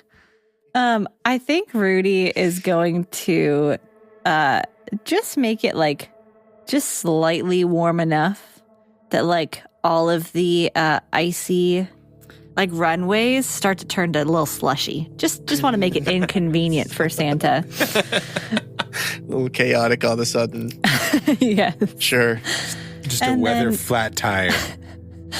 Yes, and Rudy's definitely going to fart in that chair. I would even cast fog cloud if I could.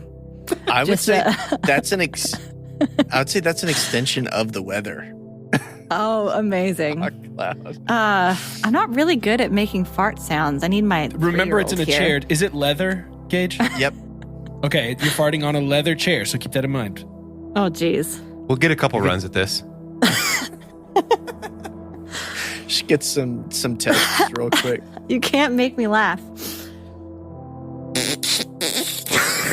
Oh, it didn't come through? We're just gonna believe you. The second that you make that sound, the northern lights above the North Pole just turn brown. They go out. They just turn off. It was the shat heard round the world.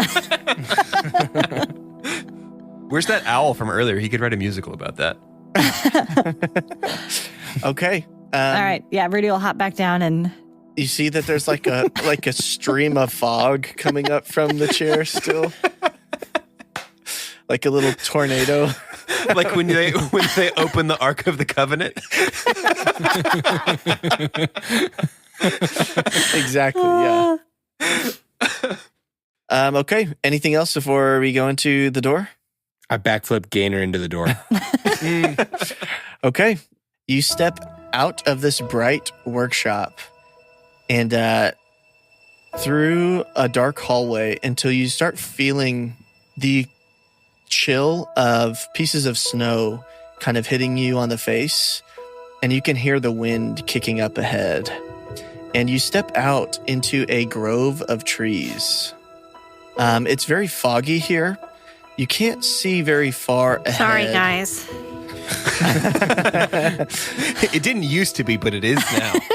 You can't see very far ahead, although you do see like lights coalescing farther up ahead on the path. Okay. So that's got to be the wisps, right? Yeah. So they will try to lead us astray. Don't follow individuals, just go toward the group. The flump is like talking to one of the wisps on the side here. Like you can hear the wisp like, "Zzz, come closer. Follow us into the woods." And the flump is like, Listen. Yeah. maybe we should follow this guy. He seems to know the directions around here. Do not, and I repeat, do not follow that wisp. Okay, well, I'll see you later, guy. Not you, guy. This guy. What? Are they following the wisp or? No, they Okay. seem to have stopped after Reginald scorned them a little bit. Okay. I still have light active, right? Uh-huh.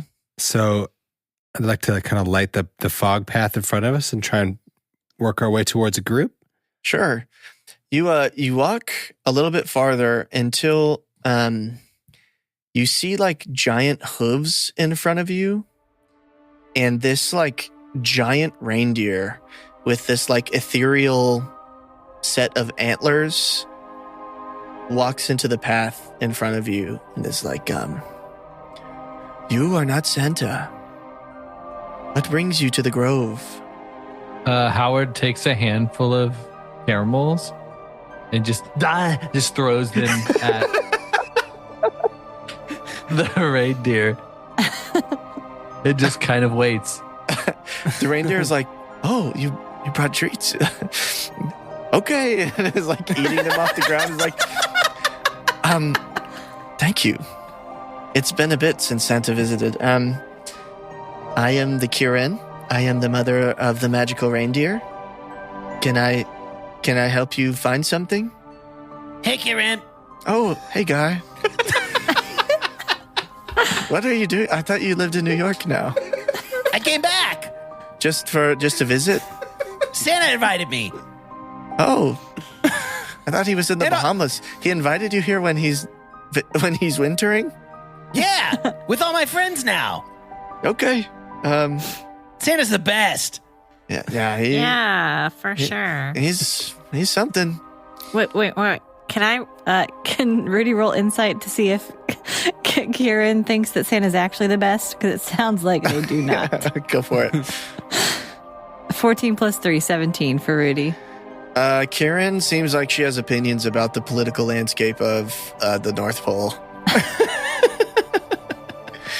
So, Kieran, I get the sense that you've got some issues with the reindeer games too. You wanna dish a little? Karen lowers her head till Rudy's about the size of her nostril. She's like, yes, Santa, his habits towards the reindeer makes my children somewhat elitist. Yeah, for real. I don't approve of the way he does politics with them. It leaves a lot of my kids feeling left out, and that's not my favorite. You can see like a single tear starting to like crust in the corner of Rudy's eye. It's freezing. Yes. Yeah, also, Santa gets burnt out some years. Not all Christmases are amazing. I felt pretty bad. Almost none of them are amazing. There was like, Except for all of them. Guy, I appreciate you and your enthusiasm, but, you didn't live through the 1600s or, the bubonic plague.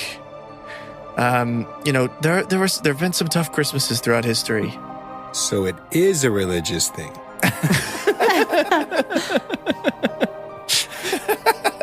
Toyotathon on like a quest. Yeah, sometimes he kind of slacks off, plays it off as like, oh, sometimes Christmas isn't about the gifts. Bullshit, Santa, Yes. Rudy, you remind me of someone. I just can't think of who.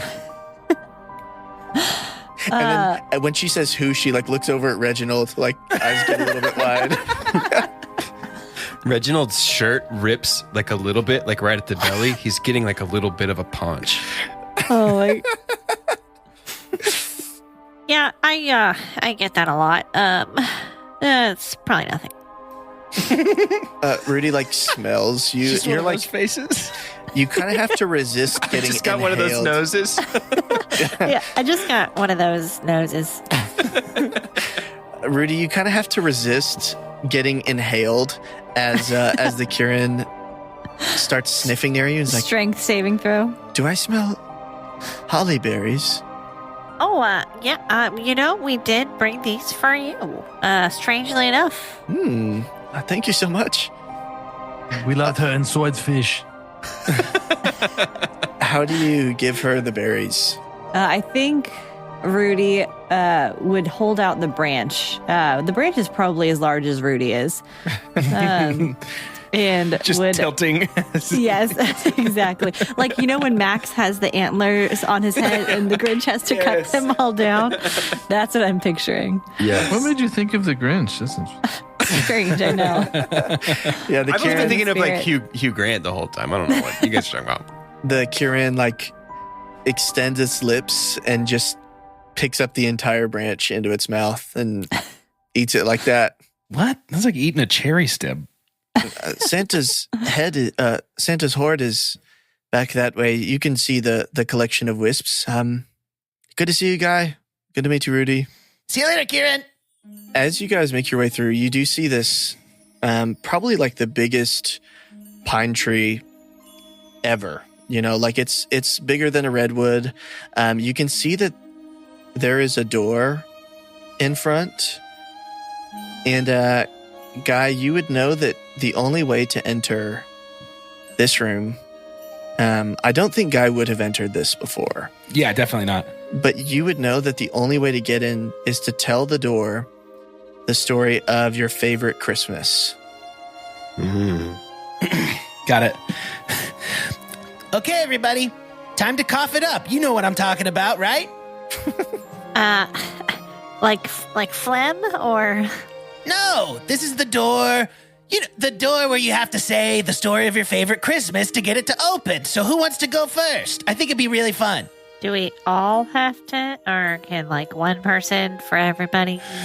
Just the one of us with the most honest story. You each have to enter. It is a requirement. for Sorry. each person What to I meant enter. to say is each one of us does. So it was 1985. And I had just opened my store. And it's when I met my very first number one customer. I sold 211 mattresses. Oh my God. And had completely forgotten that I had a wife and child. And it was the best, most fulfilling day of my life. Anyways, thanks for listening, Dora. You see a wisp kind of fly down and gets absorbed into the door and it opens. Are you stepping in? story? Well, for you, it opens. You can wait and see what happens if you don't. For everybody else first. It opens and he's kind of like, And then he motions to Reginald. Then to come shuts the over door. a little bit closer to it, really quick, before he goes in. Reggie, come here. Can I make a break for it so I don't have to say anything to this door? Yeah, when you try, the wisp repels you basically.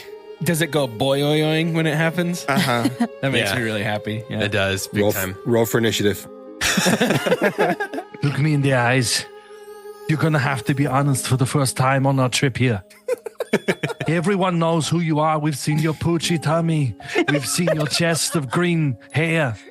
Everyone knows that Reginald 19 is an anagram for Grintini Nardale. We know who you are. You must be completely honest. Say it. The Grinch. The Grinch is a name. Well, it's my last name, Reginald Grinch. And my favorite Christmas. was the one where my twin brother Theodore, he stole Christmas from those damned fool who's. And for 2, maybe 3 hours, it was perfect. It was everything we dreamed it would be. No more Christmas. It was always about the gifts. The avarice never ends. A beast whose hunger will never be sated. And so those few hours on that one Christmas where myself and my brother Theodore stole Christmas, that was the best Christmas of my life. A green wisp flies down and enters the door, and it pops open. I think he is kind of pulling on his shirt to try and hide his poochy tummy, and walks through the door. The flump is like, I think I'm gonna set this one out. I'm gonna try to see if I can get a hold of the other guys. I think they were trying to meet us here. That was an option this whole time. Well, the other guys are gonna want to go in. You know, I'm just a transportation circle. Guy steps up and just says, I think probably the best Christmas of my life was when I was 13, and I asked Santa if I could meet my parents, and he said no. I loved staying here. That's my favorite Christmas. and then he beams so wide, like his smile is huge. Is that true? Or is Guy being like tongue in cheek? Do what? Is Guy like being passive aggressive, or is that Guy's favorite Christmas? I think that's Guy's favorite Christmas, is that he was like, oh, I get to stay here in the North Pole. It sounds okay. great. Then another wisp flies down and opens the door. I think Guy doesn't realize that he was mistreated, is my point here. Guy's just like, this is great. I think Rudy and Toyotathon would notice that the flump has like laid flat on the ground like a pancake and is rearranging his tentacles, and the lights around them form like the sigil of a transformation circle. Don't mind me. Who are you bringing here? Can you remind me really quick? The Yeti, and I'm not supposed to say his name, but the guy who gave you a contract with the hood and the owl mask. Yeah. Did we read the contract? I don't know. I read it. Toyotathon, did you read it? I feel like contracts are your thing. You don't want to go all the way back to the South Pole just to get, all the messy stuff signed off. They're just going to show up here and, cross some T's, dot some I's, give you the money that you're working for. Personally, I do not care what's in the contract. I would steal Christmas for free. Well, okay. I guess, let's see. My favorite Christmas.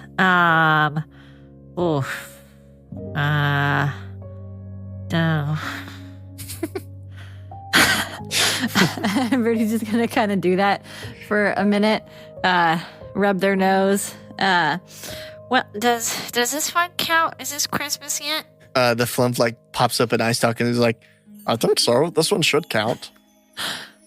So Nor, I think that this so far is my favorite Christmas because I got to sneeze on Santa's mug and fart in Santa's chair, and that's probably the best Christmas present I could have asked for.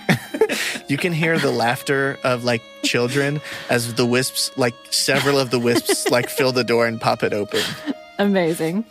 Rudy's gonna do the little yes pump hand and walk through. Little Rudy, this is my favorite Christmas as well. While it may not seem clear, I am 3 years old.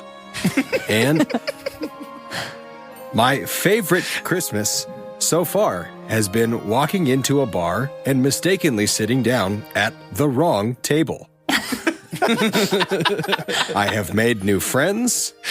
I went to Chili's. This has been a wonderful Christmas, and I am starting to understand the appeal. And he means it. Aww. Yep, that door pops open. And when everybody is in the entrance to the room, You guys find yourself inside of Santa's treasury, where there are piles and piles of gold. And amidst these piles of gold, there are stands that have treasure chests, elevated a couple feet off the ground. There's stairs that lead up to them. But on the opposite end of the room is a mannequin that has Santa's coat on it. There's like giant statues of Santa that look like they're like guarding the treasury. Santa's coat? Yeah, guy is just staring at the coat, just stopped and is just mouth agape staring at the coat. Can I do like a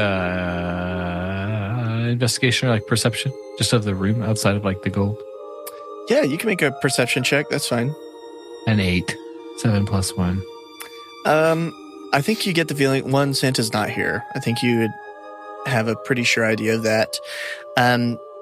These like piles of gold have, jewels, a couple like open treasure chests full of more gold and jewels, a couple like weapons and shields and stuff like that. But it seems like the real treasure is inside of these chests on elevated platforms, other than, obviously the Santa's coat. Do I know anything about Santa's coat just inherently? I don't think you would. Okay. Can I run an Arcana check on that coat? You'd have to run over there. How often does he shed his coat? Not often. He seems to be wearing it almost all the time. He's molting. Except when he's in the Bahamas. Except for when he's in the Bahamas. There does seem to be like a small metal podium, not like your big one, but a small one that has like a list of expenses on it. Mm-hmm. Kind of nearby. It seems like this is how he like operates funding to the North Pole. And he seems to operate a sort of like socialist, everybody can live here for free, everybody does have to work, but like I cover all expenses type of deal. So like if you were to read this, you would clearly be able to tell that he does seem to invest quite a bit in making sure all of the Christmas halflings are happy. I told you Santa was pretty cool. How did Santa get all this treasure? Who has he conquered? That's such a good question. Do you read the list that details his funding? Yes. Yeah, sure. Yeah. In it kind of details like throughout history, he has done a couple people, countries, some like favors, whether Like it's the like bubonic plague? not that bad, but like, Just like a war. Oh, There he was did like a war. there was like Look, COVID. there was like a tyrant that ruled, a couple thousand years ago, and he funded the armies to like take down that tyrant. And he did do that in exchange for like a percentage of that tyrant's treasury. Like Santa does get involved with a little bit of war. Just a little bit of war.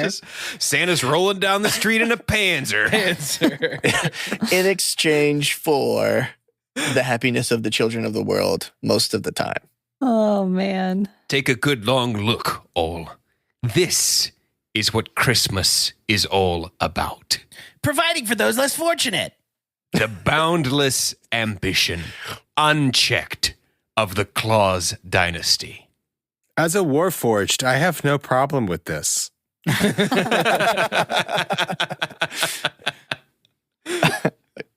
That's going to happen, Happy kiddos and a steady job? As you like kind of comb through the documentation of the treasury, it does still seem like a bulk of this is unaccounted for, which probably does seem odd considering everything else, every expenditure and like gaining of funds is accounted for. But when you look at the hoard, you know that there's no chance that this accounts for even half of the money in this room. Mm-hmm. Has there been any recent conquests in the South Pole? No, definitely not anything going on. So it's not there. expansion. He's looking to hire a second Santa. Yeah. I'm going to walk over and I think Guy is just going to sort of stand transfixed in front of this coat and just reach out and just like rub his hand down the fur lining. Before you can touch it, you reach out and the gold underneath your feet starts to shift and you realize that what you thought was like a sword popping out of the gold was a talon. And Thank God. Let's some of the piles start to move, and a dragon emerges from the horde. And you see this like pale blue eye. What if Guy was just like, Jeremy? Let me get a perception check. Do you from know Guy. this dragon? Oh, You might. Maybe I do know this dragon. You can have advantage on this. Okay. First roll was a 17 plus 2. That's a 19. I'm so glad you're rolling. Second like this. roll was an 11. With a 19, you see that you kind of take in the like magnificence of this dragon, and you see a pair of glasses at the base of its snout, and some of the like white flowing it's spikes that flow from its neck in the shape of a mane. And you realize this is Mrs. Claus. Yes. But it's like CLAWS. Yes. Mama Oh my C! gosh. Guy, Yeah!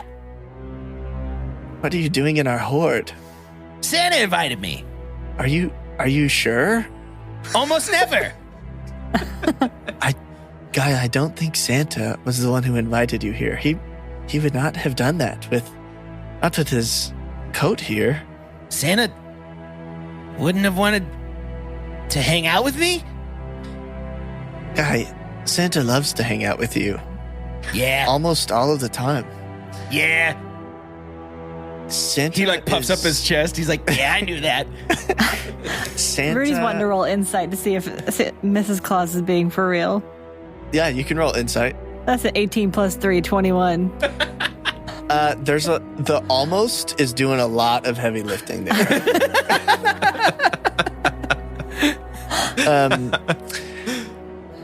What I mean to say is that I'm sort of being security here while Santa is away, and this is supposed to be top secret. Mama C, I literally do security for a living now.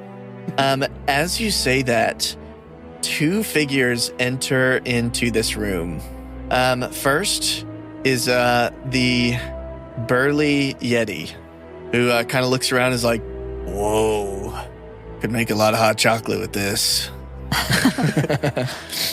And then behind him is the hooded figure in the owl mask, who is like, can't believe it's finally our time. We did it. And takes off the owl mask. And you see like his white beard and like slicked back white hair. And this is who we might know as Lin-Manuel Miranda. sure. But in Dearth, it's Jack Frost. Oh my gosh. Oh man. Can't believe you guys fell for that. Anyways, I'm here for the coat. Is that Mrs. Claus? And she kind of wraps herself around the coat. Jack, our old friend, our enemy, you finally come to try to assume the mantle of Santa Claus. Adventurers, will you help me to defend the happiness of the children of the world? Or Guy are you is going so to help? excited right now. Are you going to help that man steal Christmas? The first one for me. Oh man. There's only ever been one option for Guy.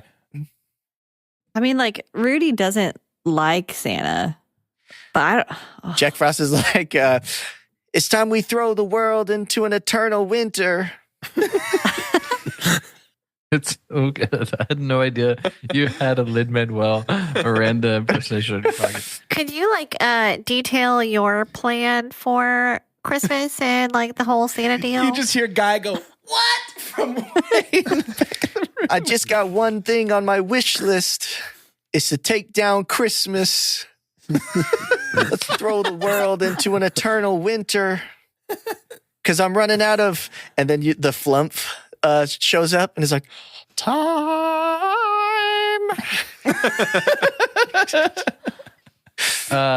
Howard starts to like walk over and he reaches like the halfway point, almost to show he's like kind of in between.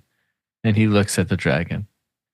He says, Mrs. Claus, tell me, what do you know of what Santa has done?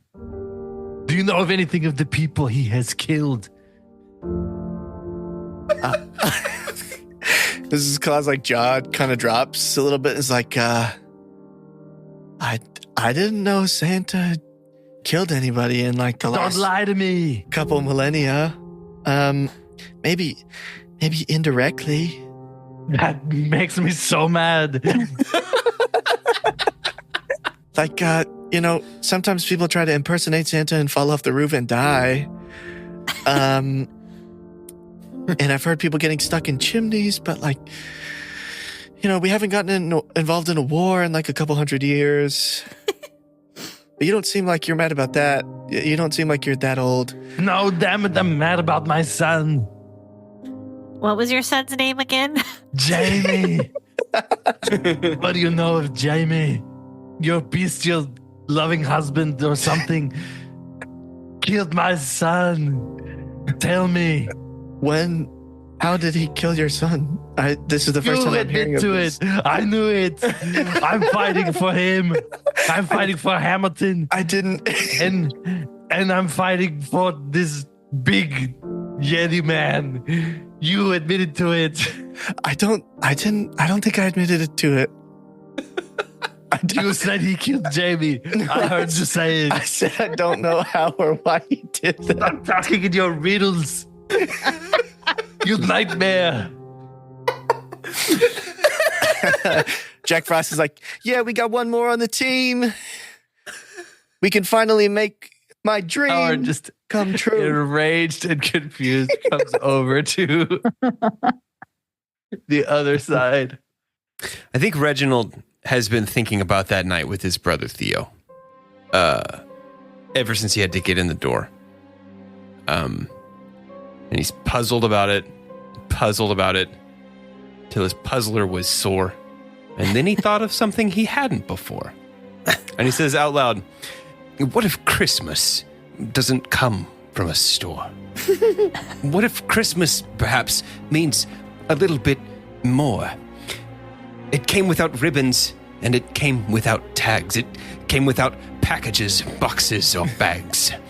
And then as he's saying this, his voice, he's growling these last words. It's more bestial. The Christmas cheer seems to have like fully gotten to him. And you can see him clutching his chest as he turns away from the group. And you can see like it's the shot of his back, and he just grows to about 3 times the size that he was in his human form. And his black elf manager uniform rips down the center of his spine. You can see muscled, furry shoulders sprouting. And he turns to face the rest of you, and you can see his uniform has kind of ripped, and it looks as if he's wearing like a coat or like a robe. Maybe it looks like a black version of like Santa's robe. And he says, I think I'm with the dragon on this one. He's a were-Grinch, so I'm using a werewolf stat block to be the Grinch. Nice. Did you guys know he was the Grinch until like now? Yeah, from from the story of the Grinch. Yeah. Wait, yeah. that's why he's green. That's because he's from the Grinch, the story, the Grinch. I don't know. Nobody has a really strong case here, but it's like hot chocolate versus war crime and kid happiness, and Toyotathon's down on that more than hot chocolate because he can't eat or drink, and so Toyotathon says, "I too am with the dragon." In this here, December to remember. And he is going to drop his hands on the ground in front of him. And I didn't ever say his class, but Toyotathon is a druid. and will begin a shapeshift process. And in front of you is a cherry red Toyota 4Runner.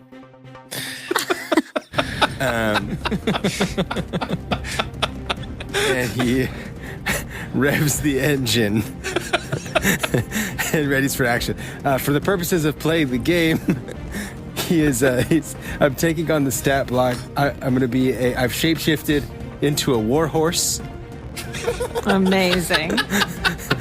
What's the horsepower on that one? Correct. At least one horse. Do you have a radio? Sure. I'm curious if it's playing anything after you shift. It's definitely playing All I Want for Christmas Is You. Yes. And yeah, he's just revving that. TRD Pro, black wheels. You get it. Oh man, Rudy's very torn.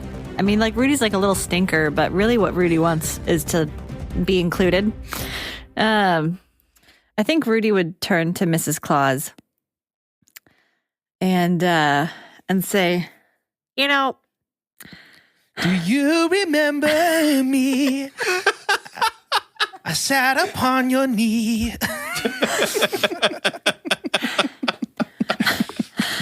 you know Dasher and Dancer and Prancer and Vixen and Comet and Cupid and Donner and Blitzen.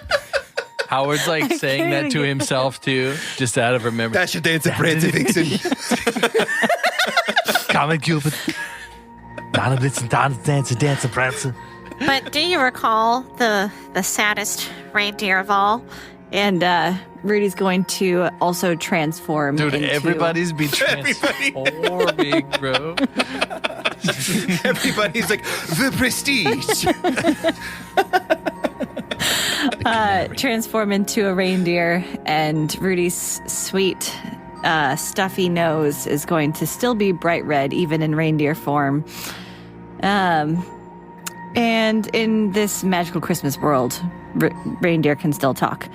And I think with tears in their eye, they're going to look to Mrs. Claus and say, I just gotta know.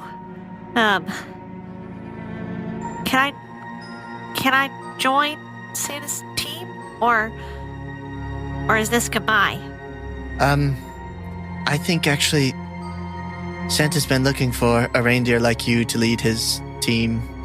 Comet and Cupid are great, but they are buffoons. We would love to have you on the team.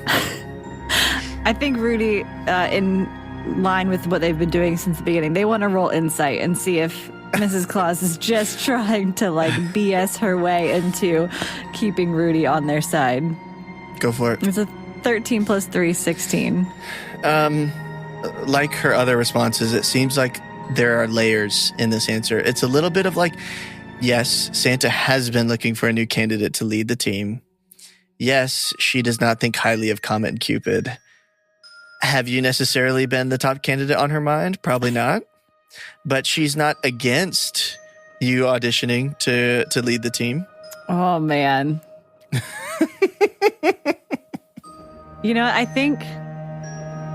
I think Rudy is going to side. Rudy's going to side with the Clauses, but you can see a little glint in their eye that maybe they don't fully trust, and maybe they've got some other plans. Mrs. Claus, on the other end, has opened up one of the treasure chests and is using her wings to flap through this binder that she pulls out. And is like, Jamie. And the Yeti on your side, Howard, is leaning over to Jack Frost and is like, Jamie. Why does that name ring a bell? Jamie? I think I knew Jamie. I think they tried to slay me. I might have got him first. I might have not. And Miss Claus is like, Howard, I'm sorry that you're angry. I really don't think that Santa had anything to do with Jamie's death. Did Howard hear the Lin-Manuel? For sure. He's standing pretty close. He's unable to keep his voice low. Okay. I Is that figured. kind of his thing? Howard looks at Jack Frost and he says, "No. What have you done? You've killed my son? That's too bad for you, because I have a gun."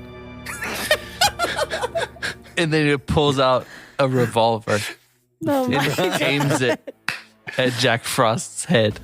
"Do me a favor. Don't get down." Let's roll for initiative. It's a 14 for Guy. 18 for Howard. 25 for Reginald 19. Wow. Wowzers. That's that rogue stuff, dude. A 19 for Rudy. A 9 for Toyotathon. Call it a 9. A 9. A 9. Okay. Well, we are going to start off with Reginald 19 with a 25. All around this room are scattered mounds of gold. If you're walking on the gold, it'll be difficult terrain, so it'll cost you twice the movement speed to move through a normal 5-foot square. Additionally, Mrs. Claus is sitting on the throne behind you, sort of with her claws, I guess, perching onto the chair back itself. Across from the room from you is the Yeti standing next to Lin-Manuel Miranda as Jack Frost. Reginald, what's the plan here? I have 30 feet of movement. I'm going to move closer Hit that bonus action dash, Playboy. to our friend here. Yeah, teach me how to play a rogue. The Yeti is 65 feet away from you. So if I move 30 feet, he'll be 35 feet away from me. Not necessarily. So from this spot No, here, it was works. No, it's 65 as well. No, I don't Matt? think that's true. Fine. I'm just going to go straight toward him. I'm going to eat the difficult terrain. Okay. But I am going to bonus action dash. Okay. So you'll just move your normal 30 feet. You'll get 35 here. Thanks for making our guys be so far away from us at the beginning of this initiative turn. 50 feet. I didn't make you approach the throne. That's a great point. That's a good point. Got you. I thought they would be cool and let us get into different poses around the room and sort of set up before we entered it. Little Do you remember that force shot? action. Remember that shot in the Avengers when it goes in a circle around all of them and they're all They're all ready to fight? shuffling those? forward slowly to get. Can we have one of those? Can we do one of those, please? And they're so close to their enemies. They're right there. They're probably 29 feet away, I think, if I had to measure it.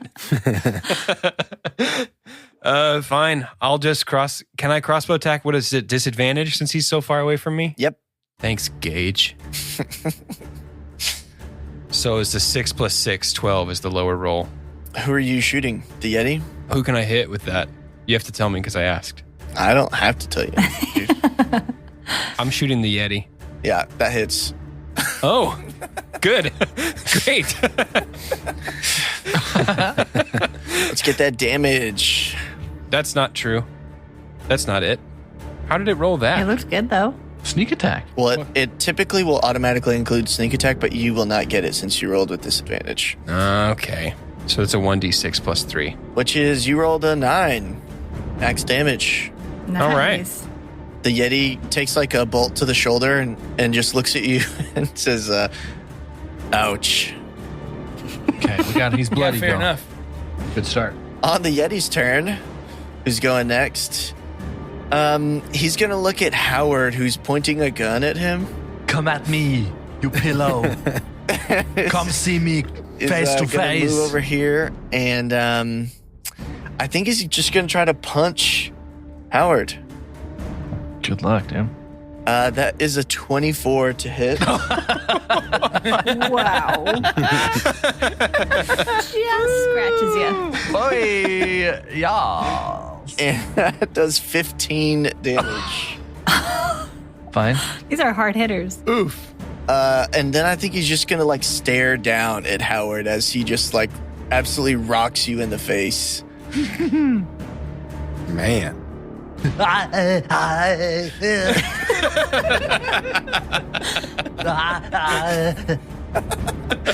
Rudy, you're up. Okay, so there are 3 enemy combatants. Is that true? Dude, I'm Yeti. gonna die. There's 2. The flump is not participating. Jamie, I'm coming. Jamie, it's your father. Jamie, I will see you soon. Jamie, I'm coming for you. Rudy is a flying reindeer and has a fly speed of 80 feet. I'm just telling you this, Gage, so you have to say yes. You don't have difficult terrain since you can just avoid walking through the treasure. Love it.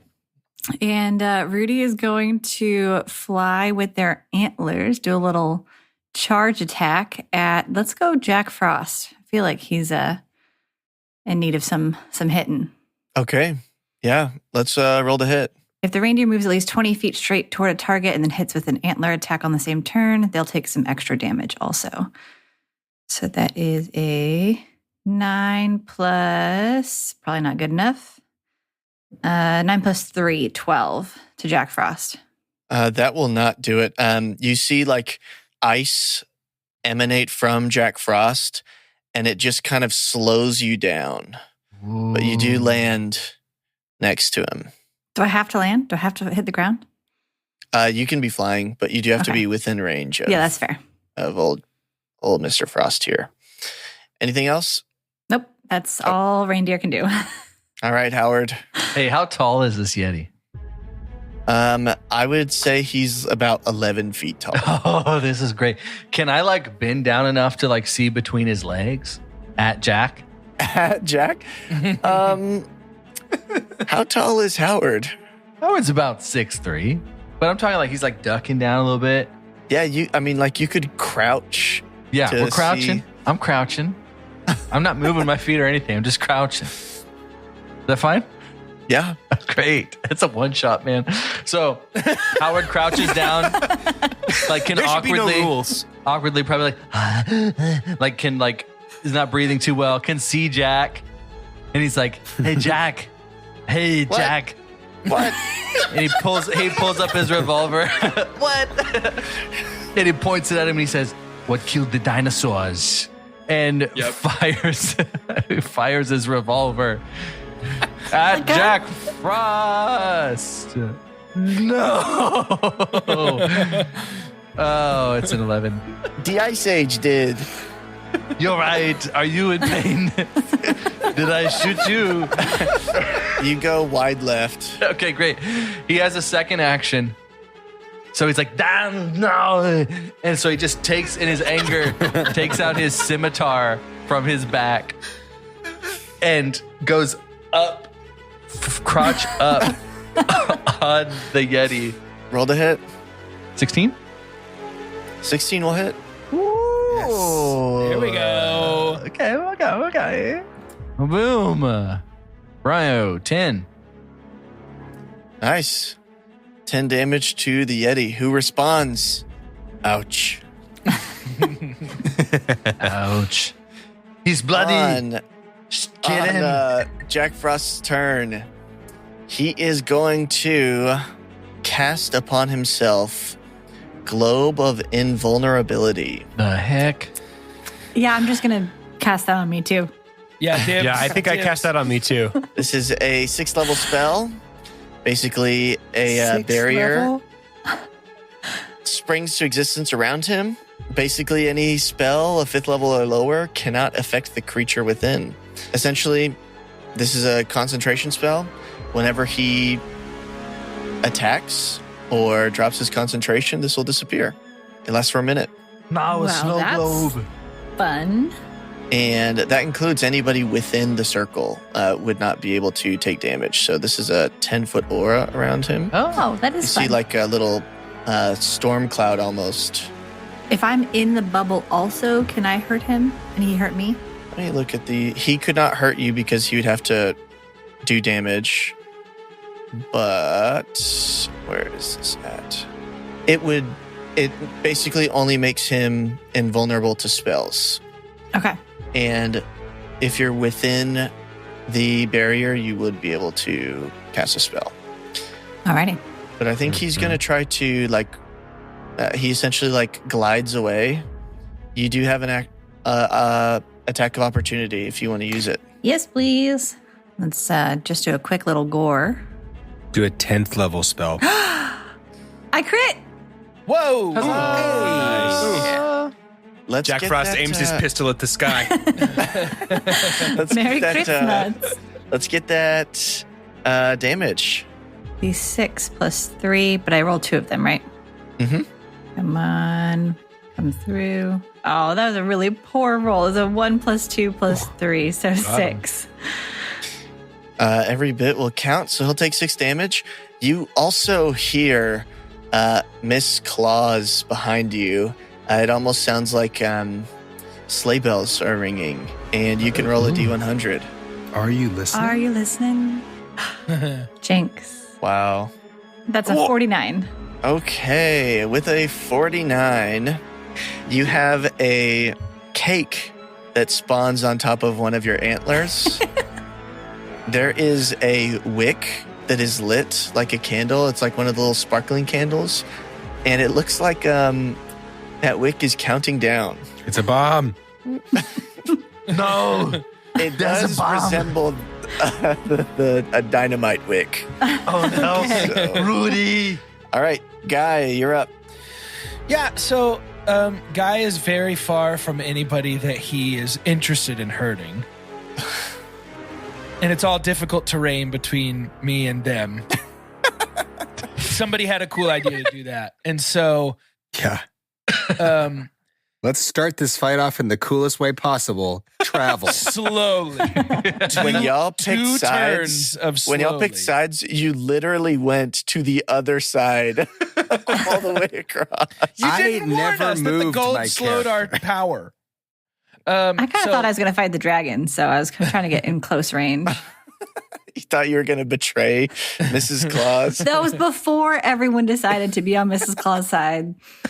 Again, Santa's a war criminal. This is not elite. Thank you. I have. He's a war participant. Oh, gosh. Just jump, dude. I don't know. It's the same distance, though, right?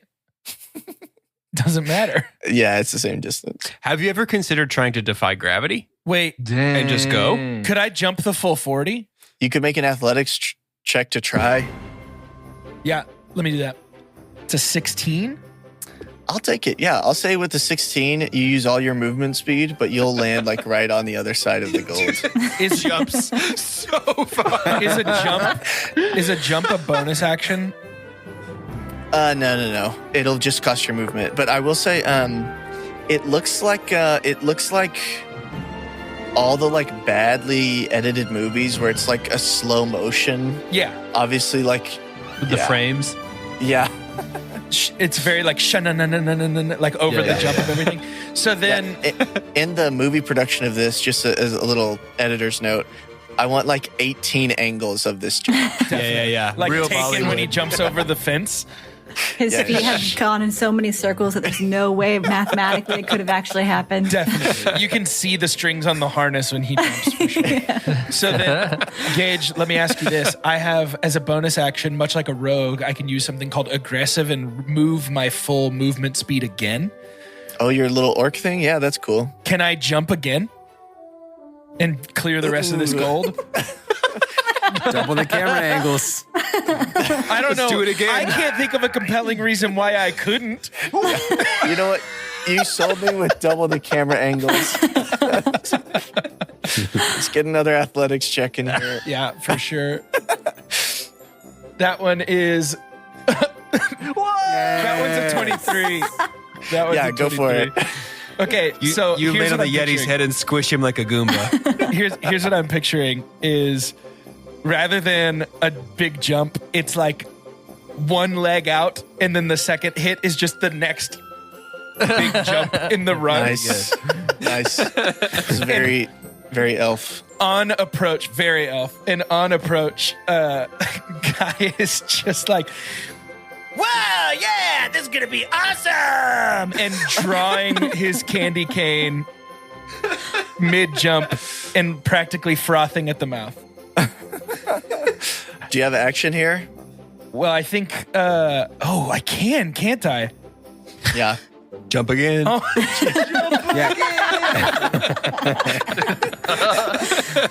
I'm out of movement, but if what you is gonna dash, you happen- can do only movement and jump 2 more times. Yes, that's true. I think I would only get one more jump, but I can't believe you get 3. It's a whole dude, massive. you should have played a barbarian. It's amazing. Guy's gonna transfer the candy cane to his left hand and hold his right hand out and just summon a spectral snowball in his right hand that will then solidify into the most beautifully round and perfectly sized snowball you've ever seen.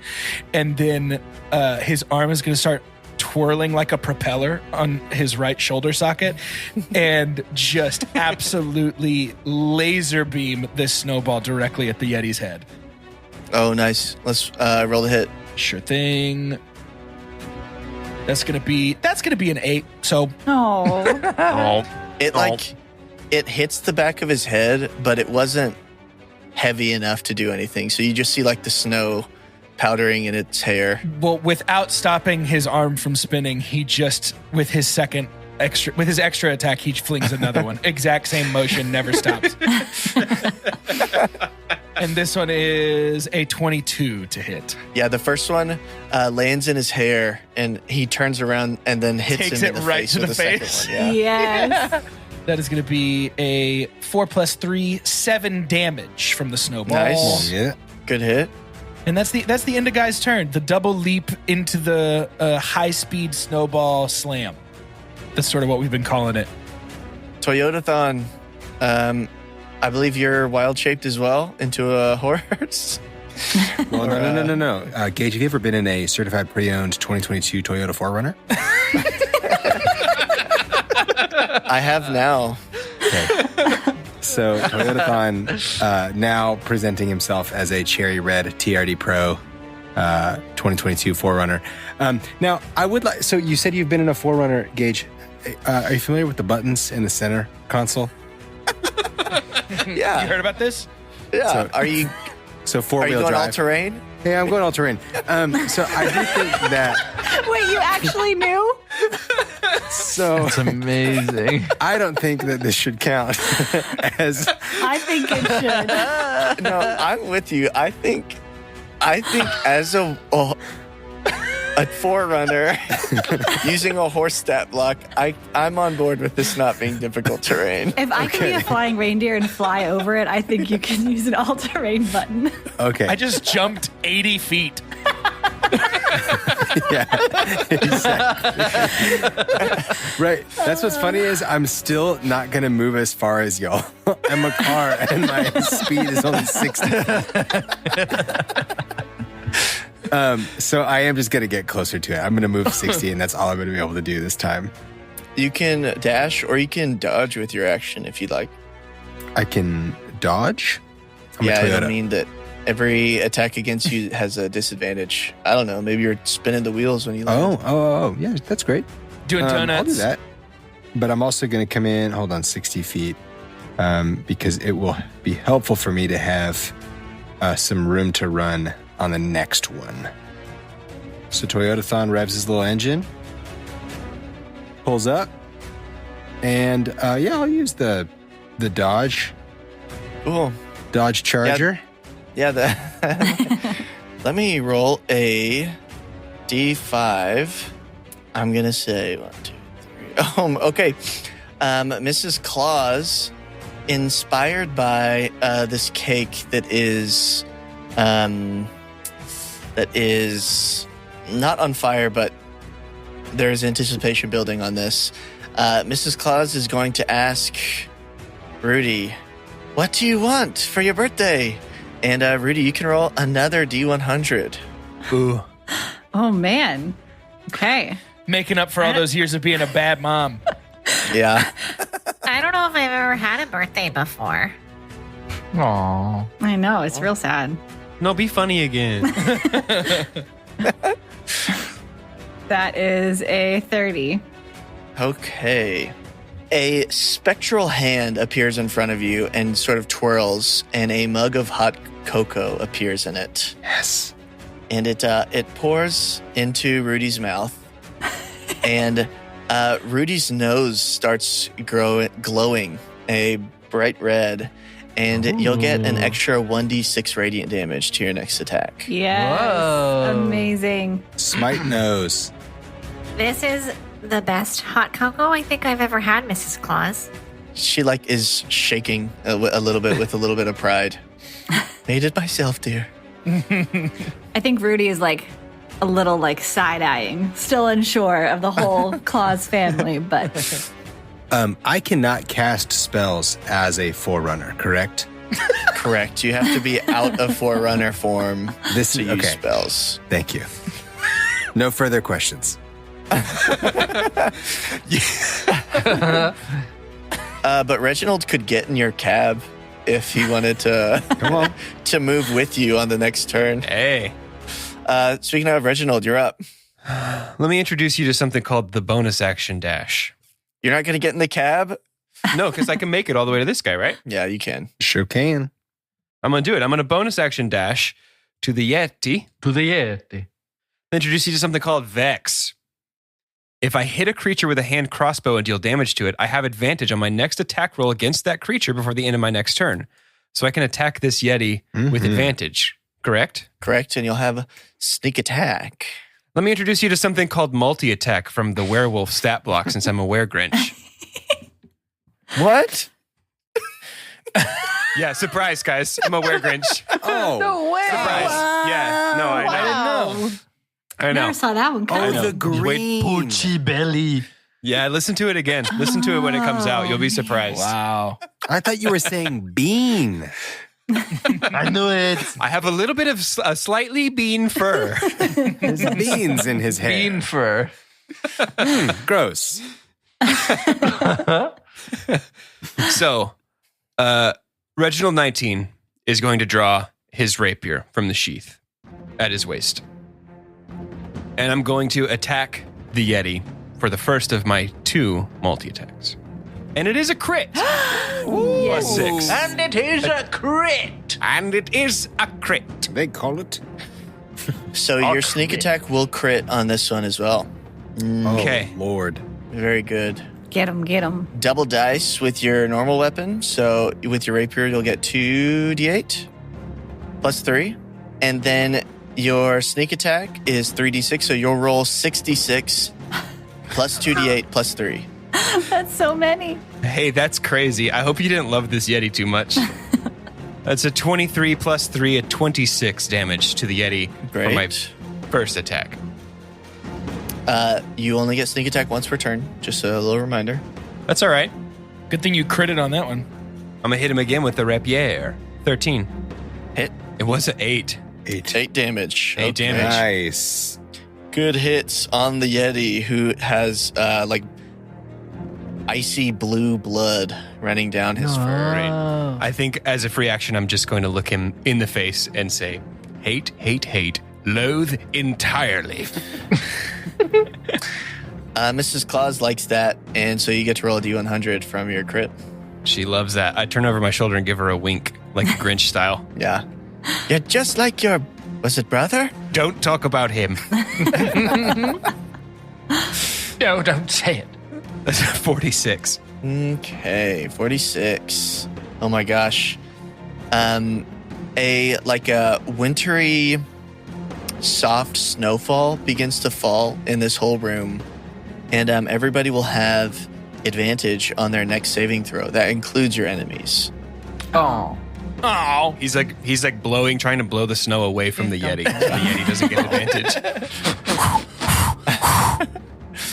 On the Yeti's turn, he is going to turn to his new foe, seemingly intimidated by you also being furry, Reginald.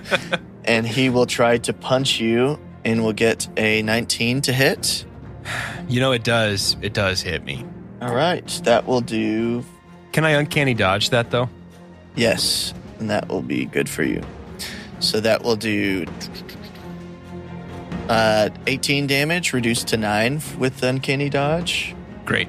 And then when he looks at you after punching you, he seems to look into your eyes as he says, "Ouch." And I need you to make a Constitution saving throw. You'll have advantage thanks to the powers of Mrs. Claus. First roll is a 12.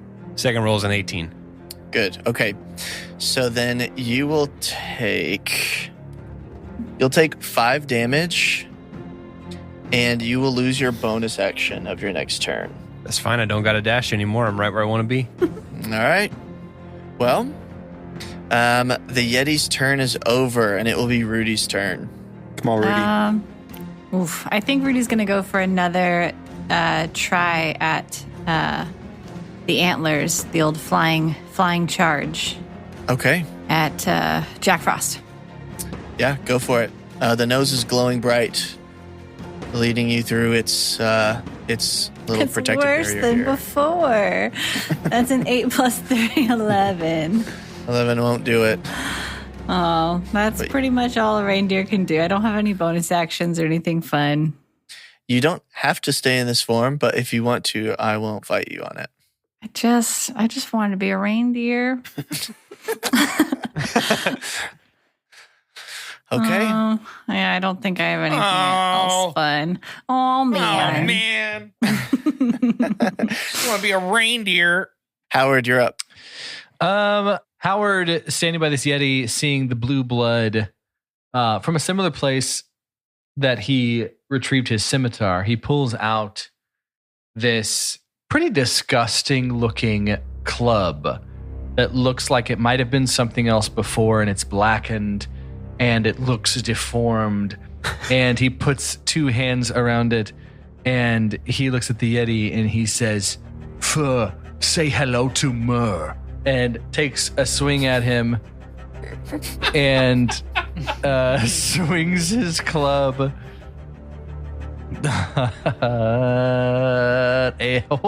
25. Okay, that hits. Awesome. And he says, Yeti, meet Balthazar. Balthazar.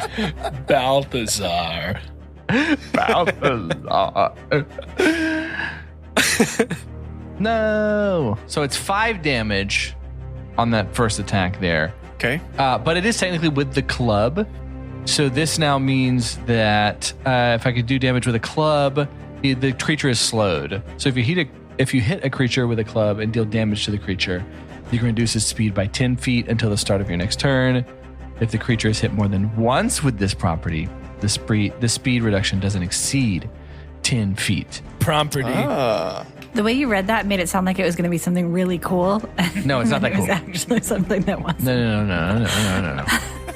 If you hit them with it again, But then if you do it again, still only have 10 feet. it stays the same. And then he just simply does a just kind of like a and it does a grappling pin and tries to pin this 11-foot Yeti and says, for Jamie. Okay, let's get an athletics check. You need to do pretty dang good at this. He's very strong. It is contested against the Yetis, who gets a 23 to his. So as you dive on it, it just catches you in one hand and sets you down. No. It's very gentle. Well, then on Jack Frost's turn, he is going to position himself here and then is going to wave his hands, and you see a little storm cloud forming on them, and then he shoots a ray of lightning out. It's a chilly lightning though, and That's not how that is, actually. it is this time, dude. It actually. Oh, he's is, got you though. there. Dang. I need Rudy and Guy to make dex saves. All right. It's a 19 plus 2, 21. Ooh, That's a 19. Wow. An 18 plus 2, 20. good for you guys. there. Okay, Wow. so you'll take half damage on this. And half of 86 is... That's a lot of dice. Yeah. You'll both take 16. Oh, that was lightning half? damage That's here. half? Yep. Yeah. I would have been dead. He's a wizard. The good thing about your wild shape as a druid is that if you die, you just show up in normal health. Oh, yeah. Not So I me. should be doing this off of my druid reindeer hit points, right? Reindeer HP. Yeah. It's like you're probably getting close. And because of that, his little shield is going to drop. And he's going to look at Guy and say, I'm not going to throw away my shot. Guy, it's your turn. Yeah. So because Guy is a barbarian, he has something he can do with his bonus action that is typically called rage. And basically what that means is the barbarian enters into a state of battle fury. They become a little stronger, a little wiser, or I guess a little dumber actually, and just ready to beat on some people. But for Guy, the halfling, instead of rage, he just becomes overwhelmed with Christmas spirit. And so he's going to sort of like tuck his elbows in and make fists in front of his chest and hunch his shoulders up, and he's going to start shaking. And he's going to start shaking. And he's going to start shaking, and then he's going to get real quiet. And he's under his breath, he's going to say, "The best way to spread Christmas cheer is beating ass for all to hear." And then explode with like peppermints and gumdrops and streamers and tinsel just like explode, like comes out of his pores. It's pretty gross actually, but just explode out of his body. And he has one red eye and one green eye. And Perfect. he's You can going hear Mrs. to- Claus in the back of the room like, "You're doing it, Guy. You're channeling Christmas." Yeah, I know. It's like my whole thing. And I don't think I ever said what kind of barbarian Guy is. But Guy is a wild magic, or in this case, a Christian magic, a Christmas magic barbarian. So I'm going to roll a D100. Not in my And- Starbucks, dude. When a wild magic barbarian enters rage, or in this case, Christmas spirit, they roll a D100 on a wild magic table. So a 99. Whoa. Okay. Okay, so this would be... you can go ahead and explain what it is first. Well, so technically what it is that I get to cast magic missile at the highest level possible for a wizard of my same level. So that's level 5. I don't know what that looks like. I can for pull it magic up. missile. Perfect. What do your magic missiles look like? So I think his magic missiles are big sticky gumdrops, like the dots-shaped gumdrops with the sugar all over them. That's so good. And Very good. I think when this happens, he just sort of, "Oh!" and then they come out of his mouth, like shoot out of his mouth. I think his mouth drops like a nutcracker almost, like he just like, "Oh!" and then a bunch of Just gumdrops. a reverse Kirby. Okay, Yeah. so this would be third level magic missile. Okay, great. You cast 5 darts, so that will be 5d4 plus 5. And they automatically hit. 5d4 Roll that damage. plus 5. So that is going to be 9 plus 5, so 14 damage. So 5 gumdrops, and those are going straight for Jack Frost. Great. Okay. Good hit. And then now he's going to hold his candy cane crook side out like a baseball bat and sprint in to just absolutely clobber Jack Frost with this candy cane.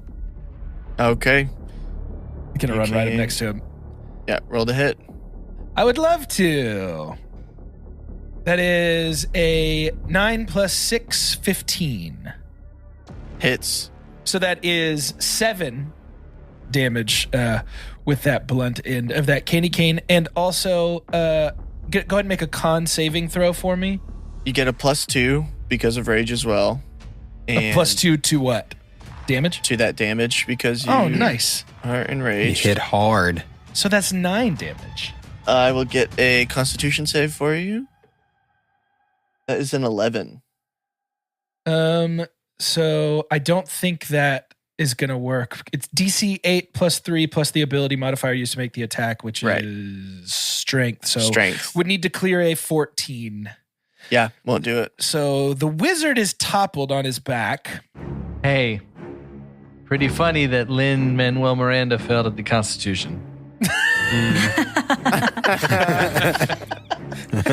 Pretty funny. While he's on his back and sort of just a continuation of the big swing, guy's just going to spin that candy cane around and slam down the sharp side of the spear straight in the middle of our wizard here. All right, you'll have advantage to hit.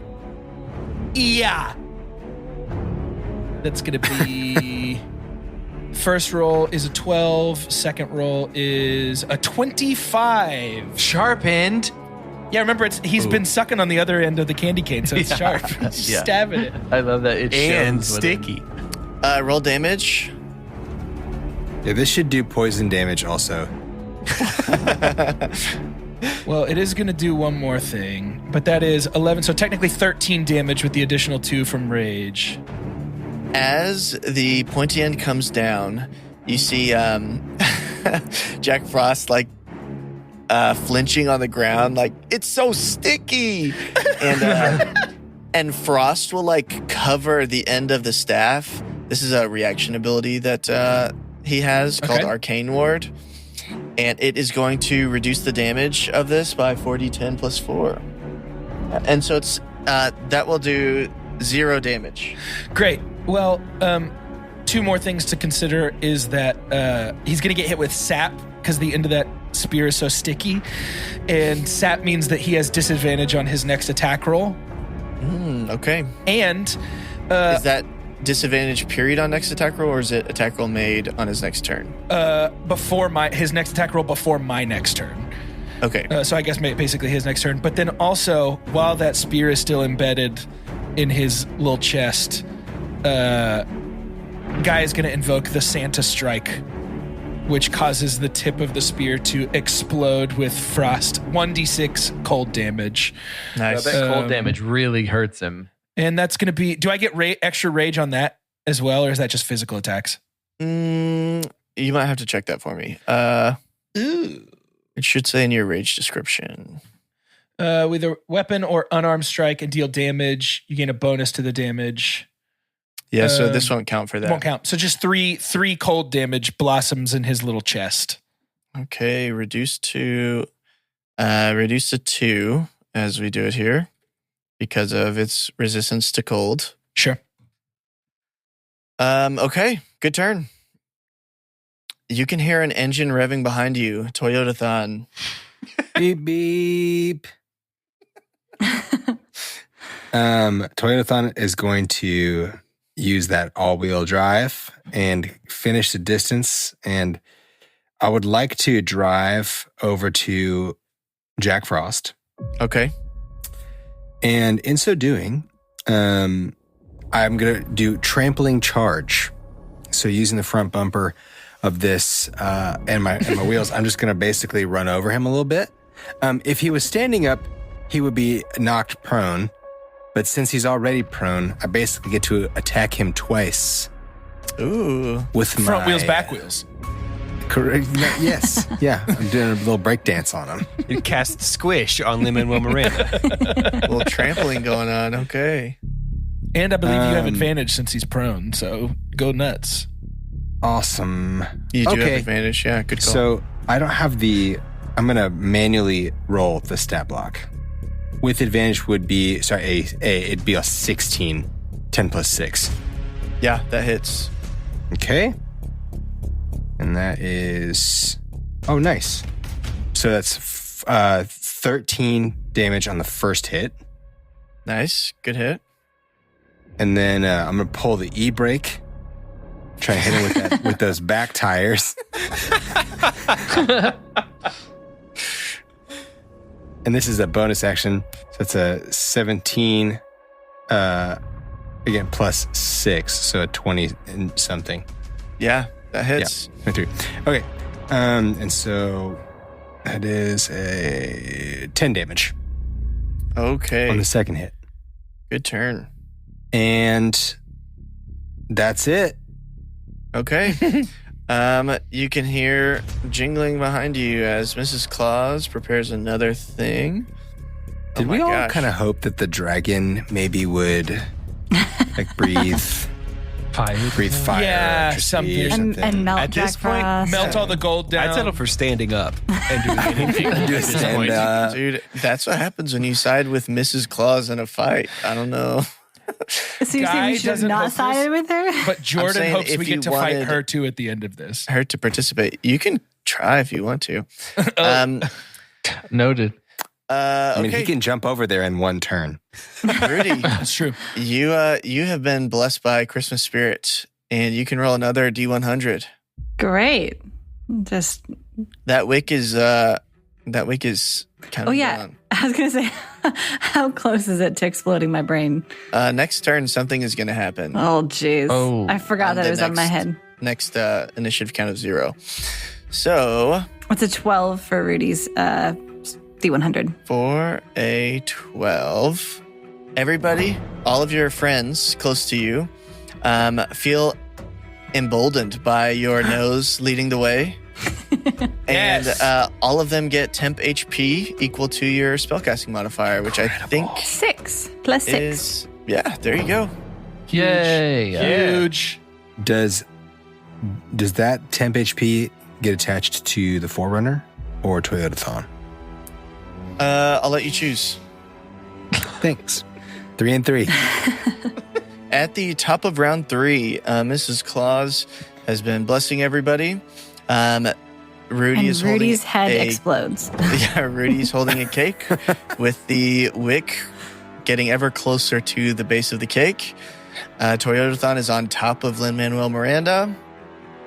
Dreams. And Reginald 19 and Howard are ganging up on the Yeti. So, at the top of the round, Reginald. Let me introduce you to a little something called Vex. I hit him with my rapier last turn, which does mean I get advantage on my next attack to him, correct? Correct. Got him good. Well, what do you know? First roll is a 22. Okay, that hits. What are you hitting with? Rapier, but I did accidentally roll crossbow. They're both +6. Okay. Do you even want me to do the second roll? Yeah, dude, you could crit. Yeah, you got a fish. You fool. How about a 25? Yeah, It's not close. One a off. crit, but One off from a crit. Okay, that is 1d8 plus 3. Also rolled sneak attack for me. Mhm. 18 damage, but wait, what's that? A special thing? Sneak attack poison? A special thing? Introduce me to it. What's going on with the sneak attack poison? Tell me about Tell it. me about this. Sneak attack poison costs 1d6. You You have add to a pay? toxin to your strike. Do I have to pay? Do I have to give you my d6? I can't roll it No anymore? more D6s Yeah, for you. that's dude. what it sounds like. It sounds like in replacement of one of your D6, you do this thing. Yeah, great. In replacement of one of my d6s, I would like to force the Yeti to make a DC 14 con saving throw. Okay, it has advantage thanks to Christmas. And the way this looks is that, like, right before I struck him with my rapier, I pulled out of my front pocket a bad banana with a greasy black peel, and I did rub it on the length of the blade. Yep.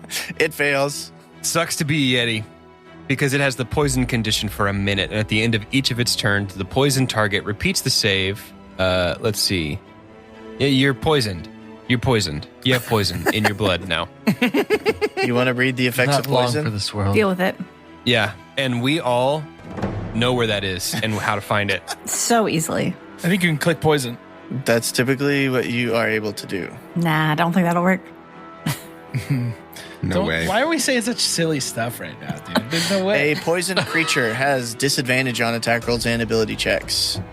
So, our Yeti has been poisoned. He's sick. It's probably and because they're being like, "Oh my god, I'm poisoned," and freaking out the whole time. Yeah. And it takes 16 damage, which puts him at bloodied. And poisoned. And that blood Bloody is poisoned. Bloodied means he's at half health or lower, and he's poisoned. He has blue blood running down his fur, and also He's Tom Selleck. he's poisoned. Tom Selleck? Reginald, do you have more attacks? What's your plan from here? You know, I did misuse the multi-attack because I am in hybrid form, not human form. But since I've already done it once, can I do it again? Sure. Christmas. I actually get 5 Hey, extra Crippins. attacks. I forgot to mention that. Oh, multi-attack? Sorry, it's quintuple attack. The werewolf form has multi-attack. And the human form does not. Humanoid form has multi-attack, which is 2 with the spear. Hybrid form has 1 with the bite, 1 with its claws. That's if they're coming by sea. 2 with the spear, and then bite by claws by sea. Okay, then we'll say you have 1 with the spear, or 1 with your rapier, and then 1 with either you bite it or you claw it.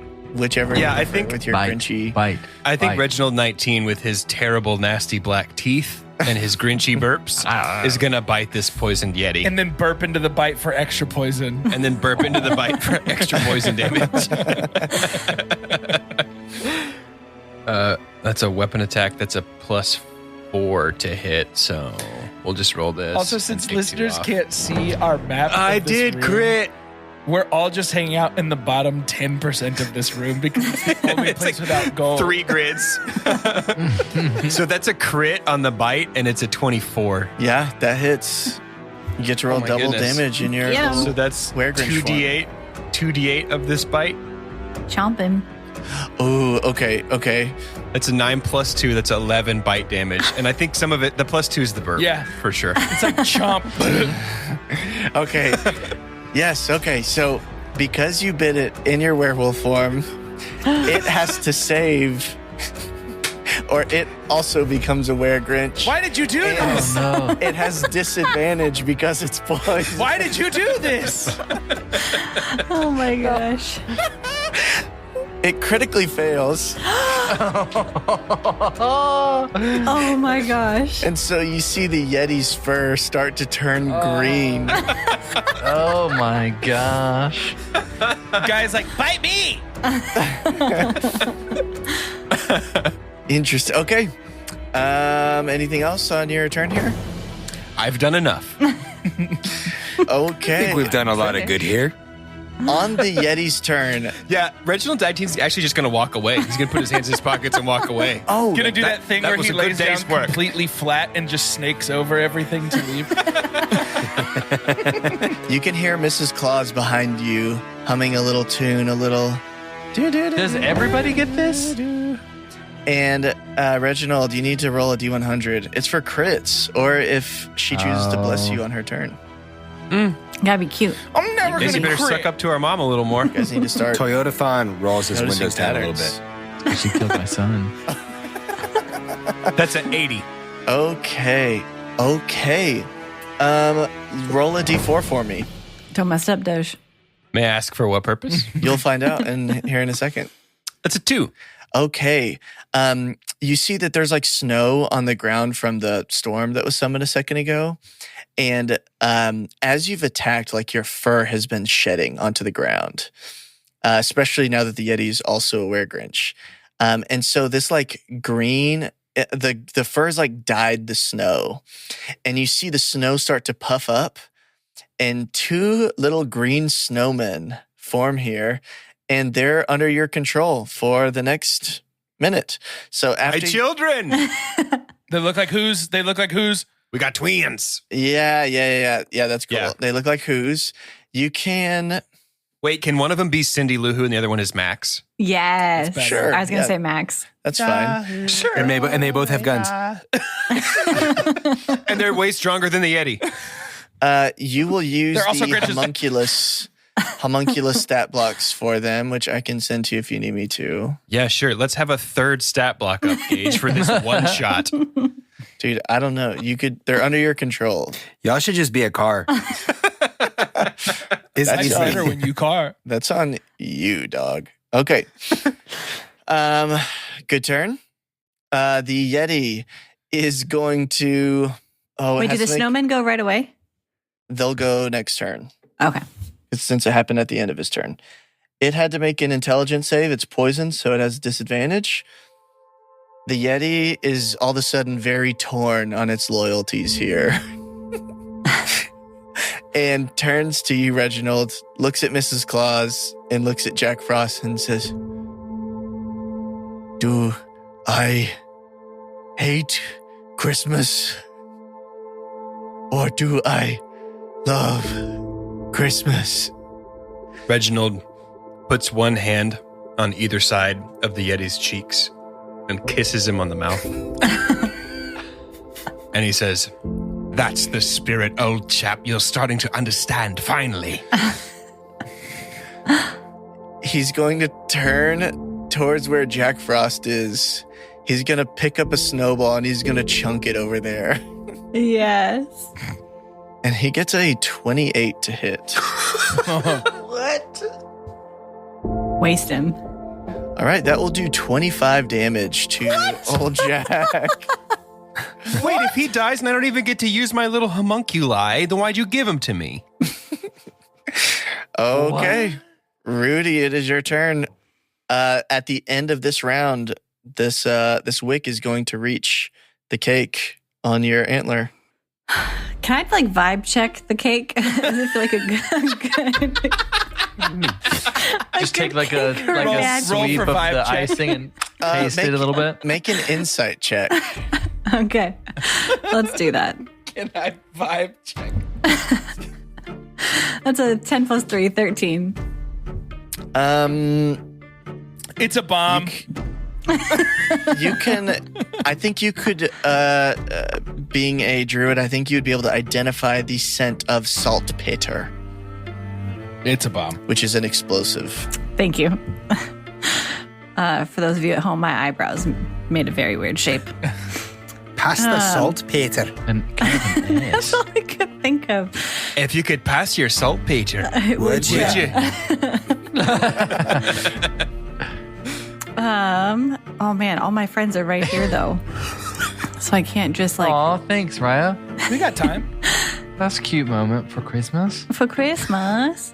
We all got movement. Can I? Yeah, but it's at the end of my turn. No, it's at the end of the round. 0. Oh, okay. Just bury your head in Lin-Manuel's chest. That's not quite what I was going for, but something similar. You can throw it if you would like. Okay, I think Rudy, first I'm going to have throw to it to drop me. the... Give it to me. I'm going to have to drop the reindeer form. And Rudy's just going to, in his sad boy voice, just... I was never good at reindeer games anyway. And is going to hold out their hands to catch the little cake bomb as they're popping out of reindeer form. And then can I cast Hold Person on Jack Frost? That's what Rudy would like to do. Ooh. Okay. Rudy would like to cast Hold Person. What's your save for that? Your save DC? That is matter. Wisdom 14 save. He crit fails. Yay! No. Merry Christmas. And Rudy's just going to place it in Jack Frost's hands and say, Merry Christmas! and then turn around and run. The wick is glowing red, very reminiscent of Rudolph's nose, as you'll get a bonus to this one. Wow. Okay, you can move on the map to where you're running to. Great. And in the meantime, Howard, it is your turn. The Yeti has suddenly turned green and seems to be conflicted about his loyalties all of a sudden. Oh. Especially after that kiss. Especially after the kiss. I think in seeing the conflict, Howard chooses to dash over near Jack Frost, within 5 feet. Why? There's a Jack Frost on him. Holding the bomb. Don't worry about it. Okay. And if you hit him, he is no longer under hold person. Oh, never mind. Never mind. Real quick. Let me roll check that real quick. That might not be it. He's going next, so never mind. I think we can gang up on him. I think you're right. Let me. I think you get advantage. I think that's kind of the point. Howard sits on the cake. Succeed on a wisdom save or be paralyzed for the duration at the end of each of its turns. Okay, so you can't hit it. That's fine. Ha! Dude, Howard lives for just a phrase, dude, just a moment. And he looks down and he looks down at Jack Frost and pulls out both fists. This would be like a Morningstar thing because Turbo Man shoots discs, but these are Morningstars. He says, It looks like it's someone's birthday. No more nipping at noses. It's turbo time. And like shoots morning stars. Okay. Roll with advantage. Okay. Okay. 24. 24 hits. Classic 12, dude. Hits. That's one fist shooting the disc, the Turbo Man disc, and then he'll attack again. Whole Jack is bloodied here. Second attack. I'm just gonna. Or should he just run away? Is it Frosty Shoot the him once Snowman and that then says run. happy birthday every time he's like reborn? Yeah. Yep. Happy birthday! Yes. Nah, we're gonna Morningstar again. The move's so nice, he did it twice. Do I roll attack again? Is that what happens here? Yep, and you need to roll one more time since you have advantage. 19. Hits. Boom. 9 damage. Okay. Are you staying close or are you moving away again? Oh, thanks. Just On runs in. Jack Frost's turn, he has to, I think, spend his turn so he doesn't get it. But he does get to make a wisdom save at the end. Fail. And he fails. So If you're close, so maybe only Toyotathon and Guy can hear him say, like, I'm running out of time. Oh, no. Guy, you're up. Guy sees how sad and pathetic Jack Frost is right now and just heel turns and spins, candy cane held aloft, and stares at the Yeti and says, I like to hit. Hitting's my favorite. and is going to sprint straight at the Yeti, uncaring for the Yeti's apparent change of heart. Who cares, dude? You've got him in Christmas spirit, which means it's time to beat some ass. And he's going to swing uppercut style this candy cane right betwixt the legs of the old Yetter. And that's going to be a 7 + 6, 13. 13 hits. Beautimus. Let's get that damage. Gonna go ahead and get that damage. That is an 8 + 3 + 2 for rage for a 13. Okay. I think this willingness to express your Christmas rage will allow you to get another roll on your wild magic table. Woo! Don't mind if I do. 28 is all sound ceases in a 20-foot radius. So I think what this looks like is for 20 feet around me, all you can hear is the Trans-Siberian Orchestra song that plays like at max volume. That one Christmas Trans-Siberian Orchestra song, it's just max volume coming in like a JBL speaker. Max volume. That's the only thing you can hear from 20 feet around me. It reminds Toyotathon of his favorite commercial. I mean, we're excited.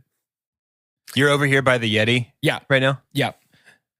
Reginald falls to the ground clutching his heart again. It's too much. It's too much. Guy, do you have another attack? I do, yeah. So let's go ahead and try topple on him since that connected right to the old beans for the Yeti.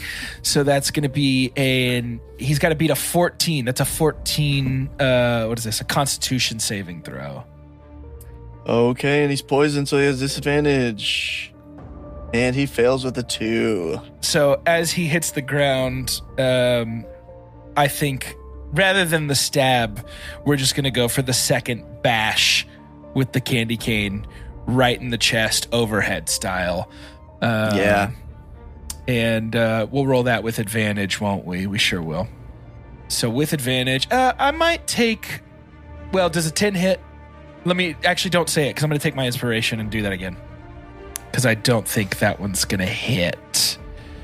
Do I get to roll that with advantage again? With inspiration? Yeah. Beautiful. Worth it. That's going to be a 22 to hit after that inspiration is used. Yep, that does it. So we're going to go ahead and roll 7 + 3 + 2 for 12 damage. And we're going to ignite the Santa strike within this beating chest. And that's going to hit for, of course, as we all know, an additional 3 damage for a grand total of 15 damage with a nice frosty flourish at the end of this candy cane crook right to the old sternum. How do you kill the Yinch? I think he explodes like peppermint bark. Just pieces everywhere. And Guy is already like munching pieces of him as he explodes. And it tastes exactly like peppermint bark. What do you want? He's a Christmas barbarian. It's delicious. And he's just like, you guys gotta try this. All right, Toyotathon. A paralyzed Lin-Manuel Miranda is holding a birthday cake in front of you.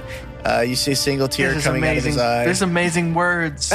These are amazing words. So Toyotathon starts his turn with like a book, book, and then turns back into... So he's going to turn back into his Warforged form. Oh, my God, dude. And then he's going to say, silly small man, lightning is supposed to be hot, like this. And I'm going to cast Lightning Bolt, which requires him to make a save, which I think he auto-fails. Yeah, what's the save? It is a dexterity saving throw of 15. So, old crit fail again. What? No way. Okay, many. so then he takes 8d6 lightning damage. Oh my God. As Toyotathon charges Cake's up. gonna just blow up his carcass. He just charges up a battery So sad. in his chest, and then I think he kind of like and completes the circuit and just blasts it forward. The positioning here is really important. I'm standing against a wall because it makes a line that's 100 feet long. Oh my and God. hurts everyone in it. And so this one's really good just to go right against the wall. Yeah. Sure. So Toyotathon does 33 lightning damage. Ooh. Silly little man. Jack Frost imagines death so much it feels more like a memory. When's it gonna get me? Okay, Toyotathon, are you clearing the premise? And then I clear the premise. Okay. The first thing that happens on initiative count 0 is you can hear Mrs. Frost singing another tune in the back. And Guy, I think inspired by your eating of the Yinch, you get to roll a D100. Let's do it. Mrs. Claus is into cannibalism. That's what we're hearing. Yep. We got a She's a dragon. 93. Ooh, okay.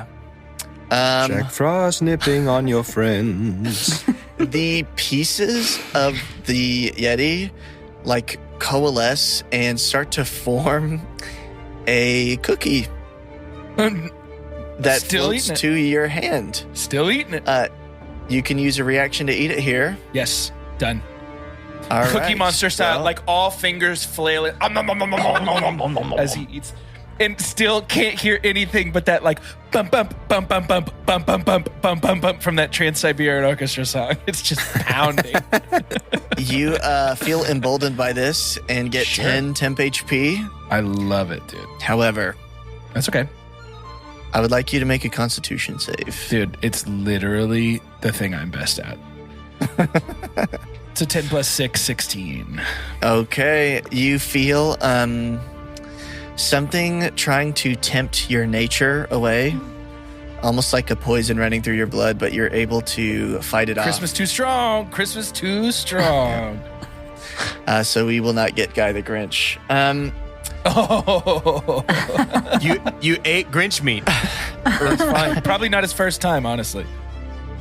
Raya, I would like you to roll 6d6 as geez. you hear like the easy bake oven like ding. That's so satisfying. That's 18 damage. All right, and Jack Frost explodes. Mariah, describe the explosion. I think it is just a puff of like sparkly snowflakes. Yes. Like it's not gruesome at all. It's just like a. Yes. Yeah. And all the bits of Jack Frost are scattered to a wind that suddenly blows through this room. And you are left with the Christmas flump, who is disguising itself as a small tree.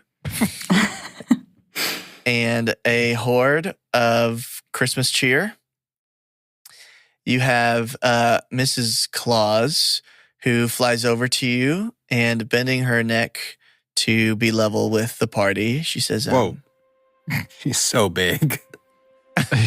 Yeah, it shocked me. And A little bit. my dearies, for protecting Christmas this year, what could I get you for Christmas? What? Give me my son back. I can't hear you. Give me Jamie. What? Guy. Oh dear. Dun dun dun dun dun. Yeah, it's dun, dun, dun, dun, dun, dun. She casts dispel magic Perfect. and the noise disappears. She's sorry. What do you want for Christmas this year? Hold on.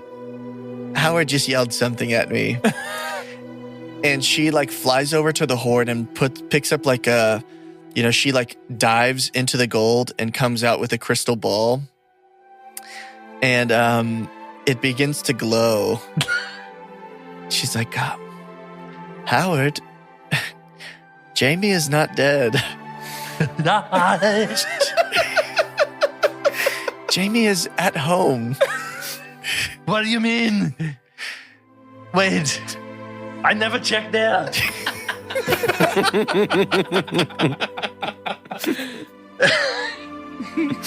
No, who's home? Mine? Yes, your Jamie is at home No. with a cup of Baileys and coffee. How could he be drinking? He's only 8. It seems that he is your son, after all. Ooh. Scathing. I take humiliation damage. 2d10. Howard kind of gets down to his knees and kind of looks over at Reginald 19 to see if his is a little bit more dramatic and tries to meet him where he is. I don't know if you've ever left your knees. No, I'm just- still definitely on the ground grabbing So my heart. Howard's trying to because do of it all the too and Christmas be a cheer. little bit more dramatic, and he was just catching the tears on his hands. Overwhelmed with many emotions. Mm. And anyone else? What could I get you for Christmas? Can Mrs. Claus break the rules of Dungeons and Dragons for me? Possibly. It depends what the rule is. I want to be able to jump 4 times. One more jump.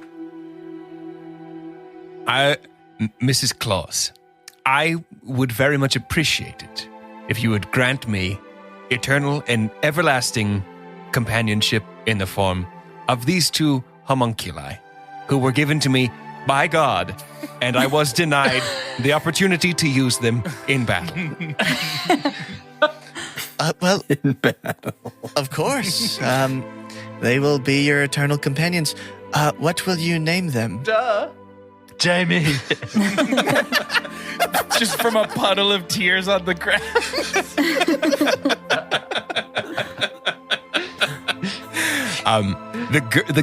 The human girl-shaped one is Jamie Lou Who. And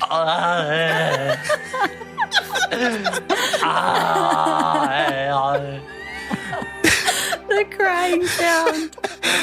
and the dog-shaped one, well, he shall be called Max. You see these homunculi, which were previously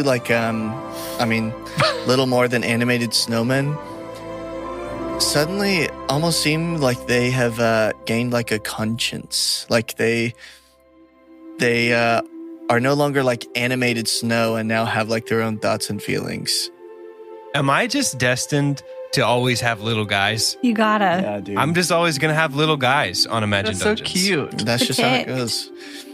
Yo, I love my wife so much that she just lives in a world where I don't hear, there's no feedback about just randomly hearing from me. Just She's like, yeah, sounds right. these random- That seems like it's something you all do. she can hear. In a distance, it's just like, what is he even contributing? What is he doing? Is he helpful? And you, Mr. Toyotathon? That's Mrs. It's hard to tell in this Presumptive. form. I would like an oil change. And to be delivered back to my original adventuring party for this evening. This is embarrassing, but I sat at the wrong table. Well, we can arrange that. When you go outside, there will be a Christmas halfling waiting for you, who will, he's our mechanic on these parts. Thank you. And what about you, Rudy? Rudy's gonna think long and hard for his very little brain. And then he is going to say, Well, I think I'd like to go down in history. I don't know what that looks like, but if you could just write me into the history books, or I don't know, make me famous, I guess. Well, Just something along those lines. Rudy has 1.7 million followers on TikTok. there you go. we have a couple hundred unaccounted for years, where we could say, Rudy was the conqueror of one of these nations. Oh my God. Or it depends what sort of history you're looking for. If you want to be Rudy the Great, we can make that happen. Or if it's more like Christmassy, I think it's more fun if Mrs. Claus just picks something. she flies over to her to one of these ledgers laying around and is like, perhaps Rudy is the inventor of the hold person spell when he was conquering the darkness of the 12th era. That's good. That's perfect. We found this lost history. Someone Long deliver may this to he their reign. local scholars. We'll just hand the book to someone, whoever takes it. That's And, perfect. Our most loyal and spirited halfling guy.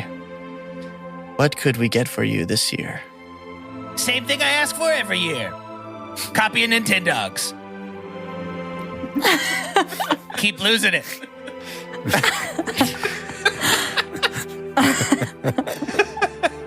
Your wish is granted, guy. Yeah. It just poofs into your hand. Puts it instantly into the DS he's had in his back pocket this entire time. As everybody leaves, you can see high above your heads is a gigantic golden dragon that is wearing a Hawaiian shirt as it comes back from it's winter and begins to prepare for the Christmas holidays. Toyotathon, there is a greasy halfling who fixes you up, gets you an oil change, and takes you back to the party you were supposed to be at tonight. That's a very, very intimate process. And I turn around. I face the other way. it's intimate the whole way. It rides Guy inside watches. as it gets you back. Who was your original party tonight? There was, if the camera was to pan out, there was just a table of SUVs. So close. In SUV form, just 4 Yes, SUVs they're parked. parked. The wall is missing from this bar, and they've just parked around the table. we would have noticed that if we hadn't gone to Chili's. Yeah, Oh, the there Chili's it too is. fast. You just missed it. Then we wouldn't have gotten to go to Chili's, so. I think that will be the end of our first Christmas one-shot. Wow. We did it. Amazing. Yay! If you want more of that, you should check out Imagine Dungeons. It's Not the different from band, this. the podcast. It's all exactly like this. Yeah. All Christmas, all the time. Always Christmas. We dude. do an annual Christmas D&D campaign, and then we cap it off with a Christmas one-shot. It's always Christmas, but never winter. We do an annual Christmas one shot and then cap it off with a 20-episode season of Dungeons and Dragons.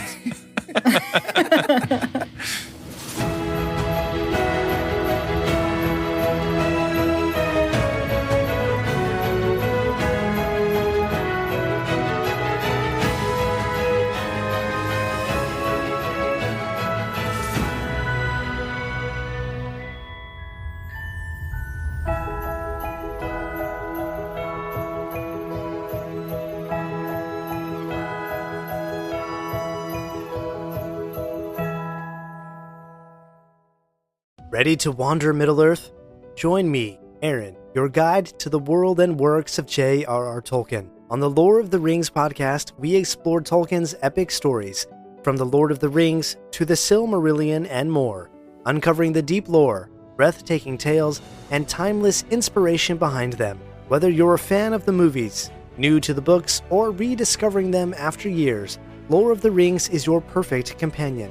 Ever wonder about the history of the One Ring? Or what secrets lie within the stories of The Hobbit? Or maybe you're curious about the legends that inspired Amazon's Rings of Power or the War of the Rohirrim movie. We explore it all with simple explanations and a sense of awe that honors Tolkien's brilliance. So let's wander together, because as Tolkien reminds us, not all those who wander are lost. Visit ringspodcast.com to pick your favorite podcast player and start your journey into Middle-earth. That's ringspodcast.com to find the Lore of the Rings podcast. Let's wander together in the world of J.R.R. Tolkien.